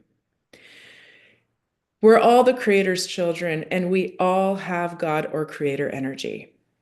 You want to speak to that part inside of you and begin to feel your power. Especially as women, we've been so conditioned to believe that our power is outside of us. And this is the biggest lie of humanity. Our power has been within us the whole time. We are the portal to creation. There is nothing more powerful than us. So speak to that part of you inside and begin to feel your power. Connect to that part of you daily. By connecting to that, you're connecting to that part of you that is absolutely unmessable. Nothing can break you. When you're in your God energy and your Creator energy, there's no trauma, this, that. You become this beautiful being that you were supposed to become before all the programming and conditioning got in the way. In addition to all of this, one thing I did and continue to do consistently that is absolutely transformative is connecting to the energy of the divine feminine. The divine feminine is the most empowered aspect of ourselves, and she's also one of the most powerful energies, if not the most powerful energy that exists in this realm. They call it Mother Earth, not Father Earth. The divine feminine is as powerful as it gets. Speak to her, call her in, have her help you. In her consciousness, trauma ceases to exist. Again, in the consciousness of the divine feminine, trauma ceases to exist. If you're unfamiliar with the concept of the divine feminine, I highly recommend doing some research and understanding her power. You'll find a lot of information about it on my website.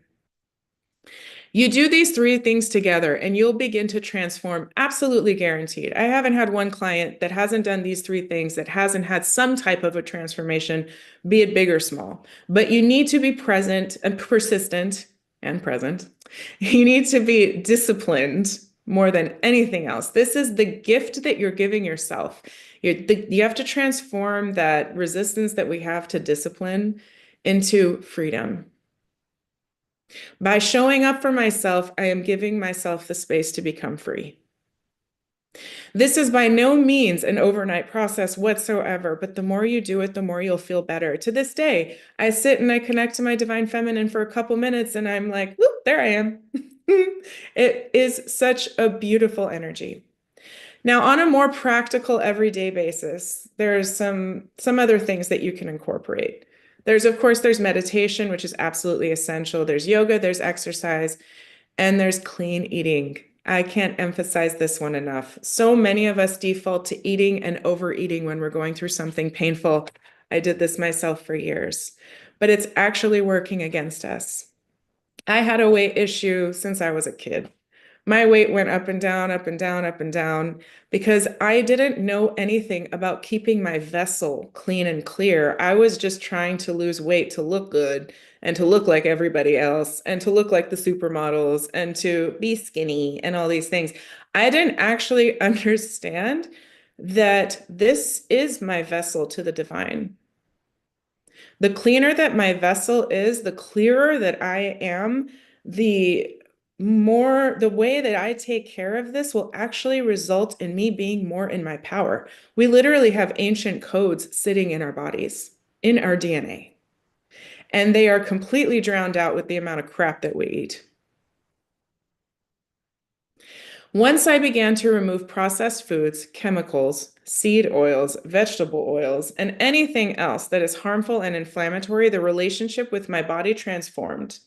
And my signal and my intuition began to become even more razor sharp, specifically paying a lot of attention to gut health.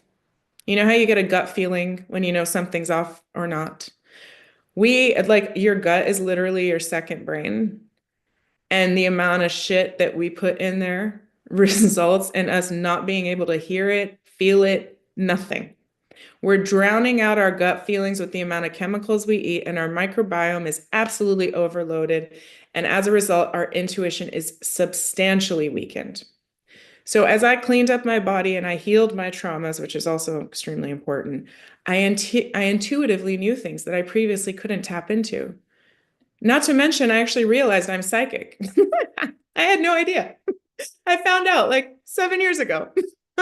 I previously had no clue. All of a sudden, I could hear things, I could see things. I started having visions. I started connecting to like people, things, spirits and other realms and whatnot. I had no idea that I had this gift. I had no clue. We all have spiritual superpowers that have been dumbed down from trauma and from chemicals and from processed foods. My life completely changed by taking care of my body. And, it's also that reframe of like, it's not about losing weight to look good because you already look good. You were born looking good. The way you are is absolutely perfect. It's about eating clean and eating in such a way that is serving you, that is in a relation with your self-love. Our bodies are all different from one another. No two people look the same. And I was on a big path of self-hatred, especially as it relates to my body, for years and years and years and years. And once I finally shifted that conversation to, it's not about losing weight anymore. It's about me really just taking care of me and eating from a space of self-love. The relationship with my body has transformed. So anyways, you can decide to take these nuggets that I've shared with you today, or you can decide to leave them. The choice is yours. It always has been. It's our choice to heal our minds, bodies, and spirits. And in this day and age, with the amount of information available, not taking charge of our mind, body, and spirit is a direct form of self-betrayal. And remember, you're the one who called it in, so you're the only one who can truly heal it. That's how incredibly powerful you are. It's important to remember our power. It's important to remember our sovereignty. It's important to remember our truth. And it's important to remember that it is up to us whether or not we suffer or prosper. So let's stop letting the darkness win, and let's start remembering our light and our power. Thank you, ladies, so much. It's an honor to be here. If you wish to connect with me, my Instagram is at @cam_Kashani. That's CAM_KASHANI. And my company is divinislux.com. That translates to divine light. And what we do is we help usher women into their divine feminine. So thank you, thank you, thank you, thank you, PJ. It's actually my Thank business partner you. who's speaking next. Yes, Woo! Miss Amber, they both really cool, you guys. And I love your energy. Thank you for expressing the fact that we are perfect no matter what we look like. Like you went in a way that I was really needing to hear today. So thank you, Cam. My pleasure. My pleasure. Thank you so much.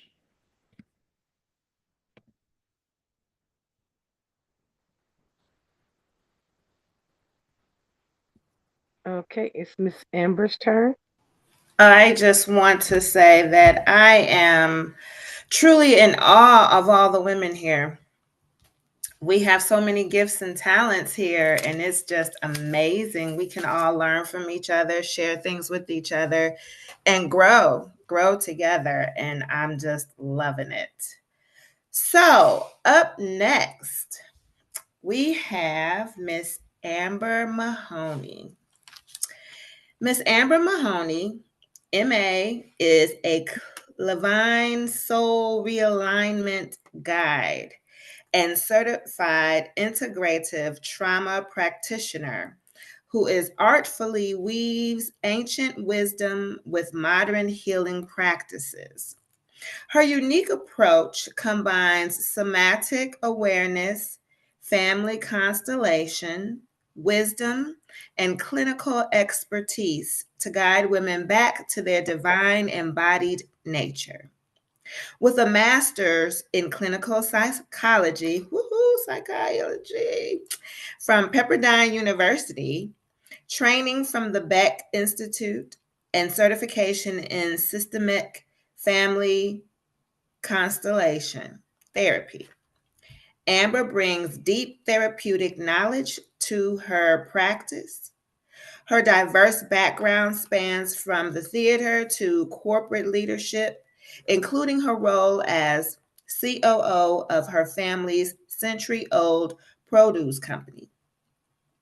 Her own transformative journey through fertility challenges in 2021 awakened her to a profound calling, helping women reconnect with their innate wisdom and divine essence. I like that. Drawing from her studies with her master teachers and her training from the Aura Institute, Amber creates sacred spaces where core wounds become gateways of rebirth, enabling women to release generational patterns and manifest their soul's high purpose. That was a mouthful. Amber has a lot going on, and she sounds amazing. Is she here? There she is. Oh, hi, Amber. Hi, Kimberly. How are you? Thank you for that. I'm sorry. That was like way too much, I feel like. Well, no, it's a lot, but it's good stuff. All right. Thank you. I appreciate you. Thank you. Thank you.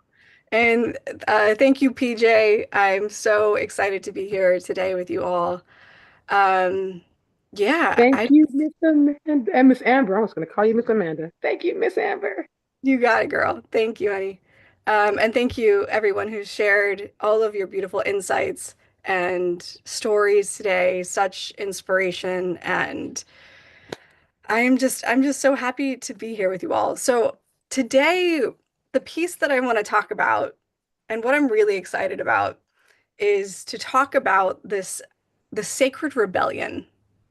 How can we move from trauma into transformation? So when I think about rebellion, it often kind of feels like we're fighting against something. But what if the most powerful rebellion is actually learning to be present with ourselves? Like, what if our greatest act of courage isn't forcing change, but actually just allowing ourselves to be transformed? See, I used to believe that if I just worked hard enough, right, if I could check all the right boxes and if I could control for every variable, then I would create the perfect life. My worth was so measured in achievements. I was so wrapped up in my doing that I had absolutely no sense of my being. And it wasn't that I was just like super ambitious or anything. It was actually my nervous system's desperate attempt to feel safe in a very uncertain world. So my wake-up call was rather abrupt.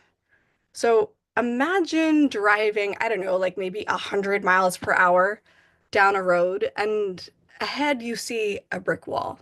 And instead of slowing down, you speed up. That was me 10 years ago. And it was the only way that my body could get my attention was to actually just crash and shut down. And for years leading up to this, I had used my mind to override my body's signals because what my body was telling me terrified me. Her whispers of, I'm tired, I'm depressed, I'm anxious, I'm stressed. It threatened my identity, my belonging to my friend group, to my family, to my job. It challenged every thing I thought I needed to be in this life. And my trauma convinced me that I wasn't even worthy of having needs or desires. It told me, just stay in line, avoid conflict, just keep pushing. So I sacrificed my own knowing in order to belong. I pushed and pushed until my body finally said enough. And I developed a pre-autoimmune condition that absolutely decimated my life as I knew it. And for the first time, I was facing a reality that my mind couldn't reason its way out of. It was my first real lesson in listening. I was forced to be still. I was forced to care for myself. And it was the first time I was face to face with my authentic signal. My next wake-up call came about 4 years ago during my journey to motherhood. On our path to baby, we were met with an ectopic pregnancy, multiple failed rounds of IVF, and a miscarriage. The one thing that I wanted most couldn't have felt farther away. And no matter how much I tried, I couldn't control it. I couldn't force it. I couldn't will my way or pay my way into making a baby. I was devastated. I was frustrated. I was confused. My mind said, well, just keep going. Suck it up. Do another round. But my body gave me just this very clear no. And I wrestled with it. I cried about it. I prayed on it. And I started to sense that there was something under the surface that I wasn't wanting to look at. There was something so much bigger that I had been pushing away. My nervous system started shuddering because I didn't know how to be in the slow/reflective lane of life. It was tuned to only one frequency, and that was go.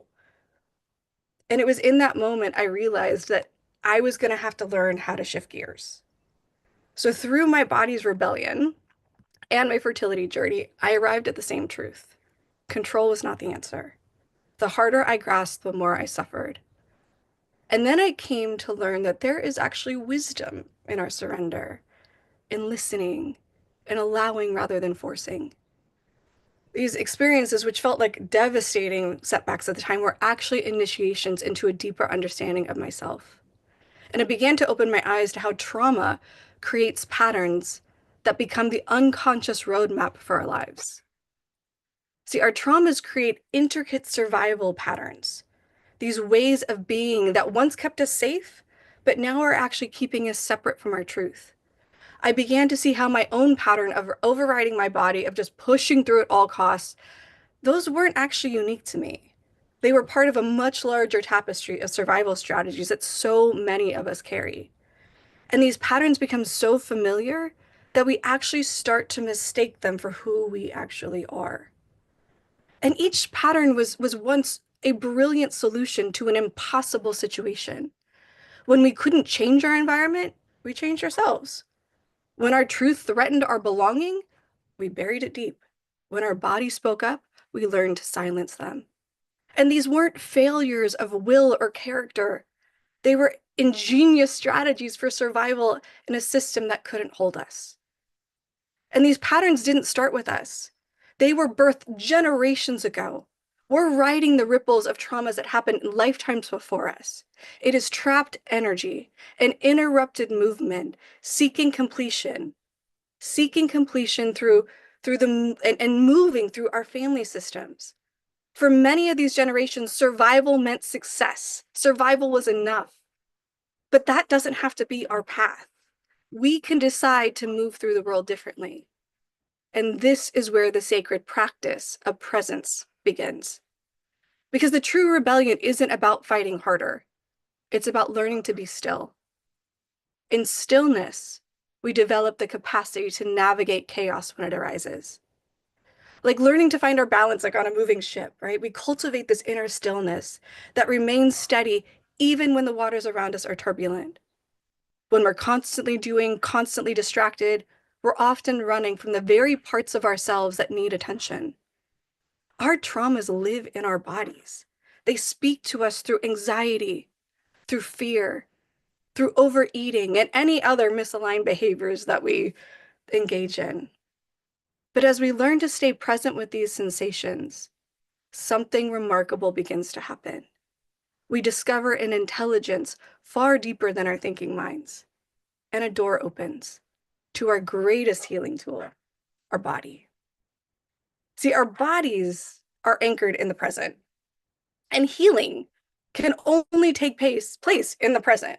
Like each cell, each breath only exists in the now. Our bodies hold the capacity for profound healing that extends beyond our conscious understanding. Through our nervous system and cellular memory, we can both sense and release trauma, and not just our own, but all of the unresolved stories carried in our bloodline. Now, this kind of healing requires us to be present, to listen, and to trust the wisdom that has been within us all along. I want you to think of your body as a finely tuned instrument, capable of detecting truths through physical sensation. Through our fascia, an intricate web of connected tissues spanning our entire being, we can feel the resonance of what is authentic for us. When something aligns with our truth, our body responds with deep resonance. And so through conscious embodiment, the practice of being present with our physical sensations, our energy and emotions, we can honor the journey, our journey, and also the one of those before us, while choosing a new path. It is not your duty to carry all of this forward, but it is your opportunity to step into freedom and flow. We can begin when we bring our consciousness into this healing process. We begin a new way of being. When we don't pick up that sharp sword of judgment that we're so used to, we give our stories, our traumas, the space to transform. They can transform into stories of awakening. This pain that once felt so overwhelming can actually become a catalyst for profound change. Our wounds can actually become our womb of rebirth. Our challenges become initiations, and our struggles can actually become sacred paths of evolution. So the shift from reactivity to responsiveness isn't just a mental exercise. This is a whole body revolution. It is a spiritual awakening that happens not despite our trauma, but through it. And it requires us to develop some new skills, to cultivate a new way of being with ourselves and our experiences. So this is perhaps the most profound aspect of our sacred rebellion, that our presence has the ability to free us from our past, that we are no longer victims of circumstance, but warriors of our own light. Each piece of trauma that we heal, each pattern that we bring consciousness to, each moment that we choose presence over escape, these become the acts of sacred rebellion that transform not just our own lives, but the field of possibility for all. So how can we do this? What are some practical steps? Begin with practicing stillness. And when I talk about stillness, I'm just talking about be with where you are, exactly where you are. Sit with just one conscious breath. This isn't about achieving a perfect meditation or silencing your mind completely. It's about creating space just to notice what is already here. Get curious. Next, honor your body. Remember, your body has been faithfully recording all of your experiences, holding your wisdom, and waiting for you to listen. The reconnection begins with simple moments of attention and care. 3, choose presence. In a world that is constantly pulling us from past regrets to future anxieties, choosing to be here now is a revolutionary act. This presence becomes your superpower in moments of challenge. 4, cultivating the stillness. It's like building a muscle. We develop a capacity for stillness gradually. Each moment of practice strengthens our ability to remain centered in chaos. And 5, listening to our bodies. Our body speaks in sensation, in subtle signals, in moments of tension and release. Learning its language is a practice of patience and presence. So please know that your presence is revolutionary. Your consciousness is healing. Your willingness to be present with yourself, to feel what needs to be felt, to heal what needs to be healed, this is your sacred rebellion. I wish you all the blessings on your journey. May your doing be in service of your being. Thank you so much for your time today. I really appreciate it. Thank you so much, Miss Amber. That was beautiful. I mean, you ended this with a bang. Thank you so much for your time, and you and Miss Cam, the work that you guys do for us is it's just beautiful. I know you guys have something to do, so I won't hold you too much, but I just want to thank you. I mean, you guys are all rock stars. Every single one of you that came on here and shared your story and gave us all of you like a couple. Cam almost made me cry a minute ago, and you said so much stuff. I'm like, that's me. That's me. I do that. I'm guilty of that. So, and the techniques that you guys are giving us to help us process and program and kind of rethink and the mindfulness, I appreciate you all so much. Thank you. Thank you, PJ. Thank you for your courage and your story and all of your determination to allow us to be here today. You're welcome. I'm not gonna stop. It's gonna get better every time. Thank you so much. You got it, girl. See you later. Thank you so much. See you later. Okay, everyone who's still in attendance, thank you so much. That was our last speaker, but we still have the wonderful women of Open Letters to a Survivor here, Miss Kim. We got to hear Lady Poet. We got to hear the wonderful Miss Cassandra, and K-Love. Let's hear from you. To introduce yourself, tell everyone who you are, what you do, because everyone on this platform can offer someone some type of support in some kind of way, and Miss K-Love is no different. Let's hear you. Let's hear who you are. Introduce yourself. Okay. Well, if you haven't noticed already, I'm the silly one in the bunch. And Lady Poet always says that I be talking with my face. So, so where should I begin? Grew up here in lovely Cleveland, Ohio. And my journey with trauma started at a very early age. Having been molested at a very young age, I was between the ages of 5 and 7 years old that I remember. Because, sometimes when you experience trauma, you tend to forget things or put it in the back of your mind and trying to, shut it down and never let it come back out. And then as time went on, I experienced a lot of loss with family members. My entire immediate family is now deceased. And I later experienced rape and domestic violence. So in the midst of all of that, I developed a relationship with Lady Poet, Miss Amanda. We became close. We shared our stories, and we realized, we got to do something about this. I am a study of psychology, and I always wanted to help somebody, not realizing I needed some help. So, in talking with Lady Poet, we decided to start writing a book, which was Letters to a Survivor. And we wanted to encourage and talk to people who have gone through different types of trauma, no matter what it is. Child abuse, sexual abuse, domestic violence, whatever the case may be, whatever your trauma is, we can all relate in one way or another. And it doesn't matter the age or the time of when anything may have happened to you.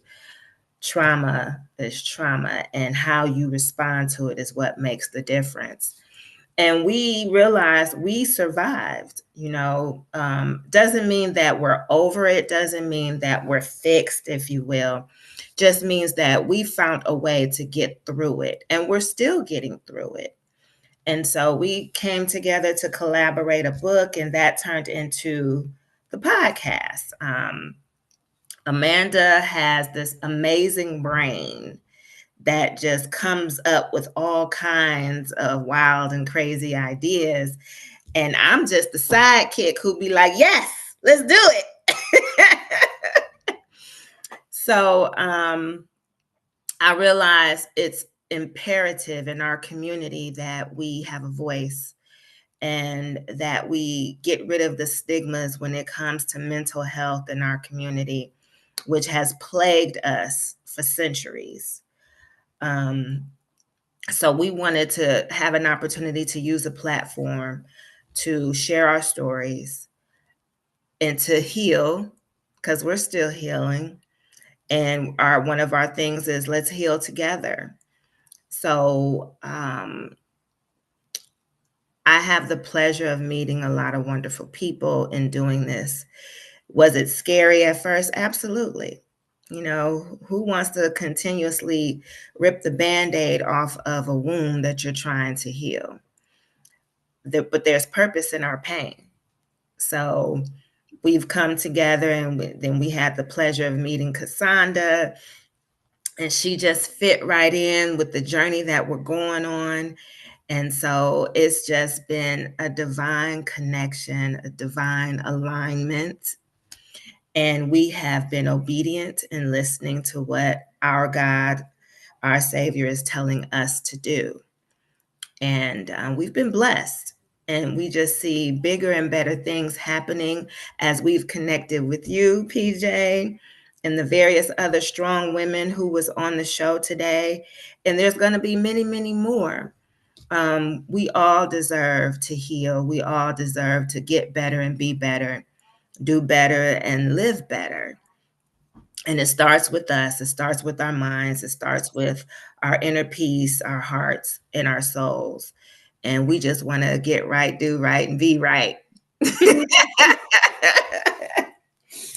If y'all don't know that little phrase, you'll get it later. Just watch our show. So, so with all the trauma I had over the years as a child and as an adult, I am grateful to God that I'm still here. Things could have gotten a lot worse in my life, but I had faith and belief that my angels protected me and guided me, And the Lord sent grace and mercy to be with me all of my days. And it has put me in a position now to be strong enough and willing to be obedient, to share my story and to work with these lovely ladies to do what we are trying to do, which is help our people heal. And so that's my story. And I'm just grateful. I'm grateful to be chosen. It's not easy. It's not always easy when you're given a commission, because it leaves you open and vulnerable.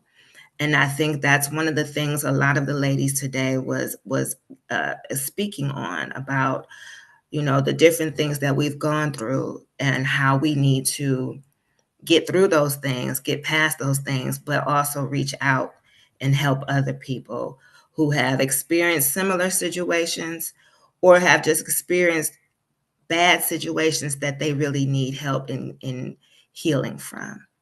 And that's our mission. That's our journey. That's our love. That's our passion. And so here we are. And we're going to keep doing it till we just can't do it no more. Yes, yes, yes. I appreciate you coming on. First of all, being transparent with your story. And second of all, you know, it was divine intuition that we became friends. You almost had me get up and run through this house. But I'm like, preach, Kim. But I just thank PJ for actually putting this together. This was brilliant.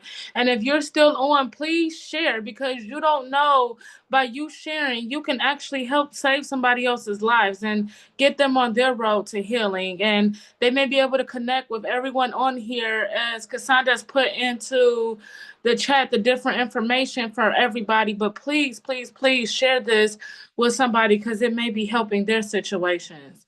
So we hope that everybody comes on tomorrow to listen to some awesome, awesome, awesome part 2 of these amazing speakers that will be here tomorrow. Yes. Well, yeah, tomorrow we are going to have the privilege of hearing from Miss Jennifer. Miss Marianne, I've seen you on here this entire time. Thank you. Thank you so much for supporting day one. I appreciate that. We'll be hearing your story tomorrow. Miss Shao, Miss Pearl, another Miss Deb, Miss Linda, and Miss Lady Poet. You guys, surprise, surprise! We'll be hearing from Miss Lady Poet tomorrow. She's going to be our closer, and I'm so excited. Last minute change, but it's a change that I am very excited to happen, and I'm grateful for. So thank you guys so much again for coming. Oh, I'm sorry, I didn't mean to cut you off, Lady Poet. Y'all just have me so excited. No, you are absolutely fine. So, true to my name, do y'all think I'm gonna close with the poem tomorrow? We'll see. So you have to stay tuned tomorrow to see if that actually takes place. But please, please, please donate, donate, donate. PJ has her PayPal in here. This helps us get more of these workshops out, more of these speakers, more people coming on to tell their story. PJ, I'm so proud of you. I love Thank you. And I'm you. so I happy love you you partnered too. with us today. Cassandra, Yay. thank you. Marcel, thank you. All the speakers that have been here today. Thank you, thank you, Thank you, thank thank you, you. thank you. And I'll turn it over to you, because this is your baby. This is not mine. And as far as the PayPal, I think I've actually, me and Miss Amanda have been private messaging each other on accident, thinking we putting it in the group. So I might have put that in the private message for the PayPal link. But yes, like she said, I am trying to spread the word. I'm trying to break the silence, and I unfortunately can't do that alone. If I could, I probably wouldn't, because I'm learning to self-love, and that is not putting all that pressure on myself. I love you all, but we got to work as a community.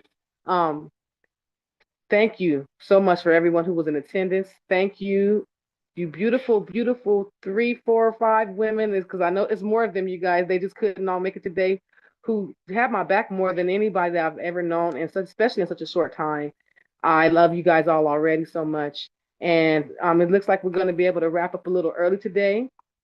I am excited to see all of you tomorrow and hear some more very wonderful, very empowering stories. You guys just don't know. The best is yet to come. Even though we had a beautiful day, we're going to have an even more beautiful day tomorrow. I'll see you tomorrow, Miss Marcel. Thank you so much for your support. Mwah, mwah, mwah, mwah, I'm just waiting for my mwah. plate, Costa Rica. We cooked. Come on, because we made some cassava burritos last night. I think that was with rice and beans, some camote. It was camote stew. My husband made some homemade biscuits with some cassava eggs and cassava. Yeah. We don't cook anything that's not homemade. I'm trying to figure out what I'm gonna make tonight because I love to cook. I don't even know what I'm gonna cook. I just get the ingredients to just say, okay, we're gonna put something in the pot and make it work. Right. I think it's just the four of us out here now. You guys, thank you so much. This was excellent. You did a great job. I was nervous. I'm like, oh my goodness. Oh my goodness. Take it off, La. It's beautiful. Thank you, Cassandra, for stepping up for me on the co-hosting thing.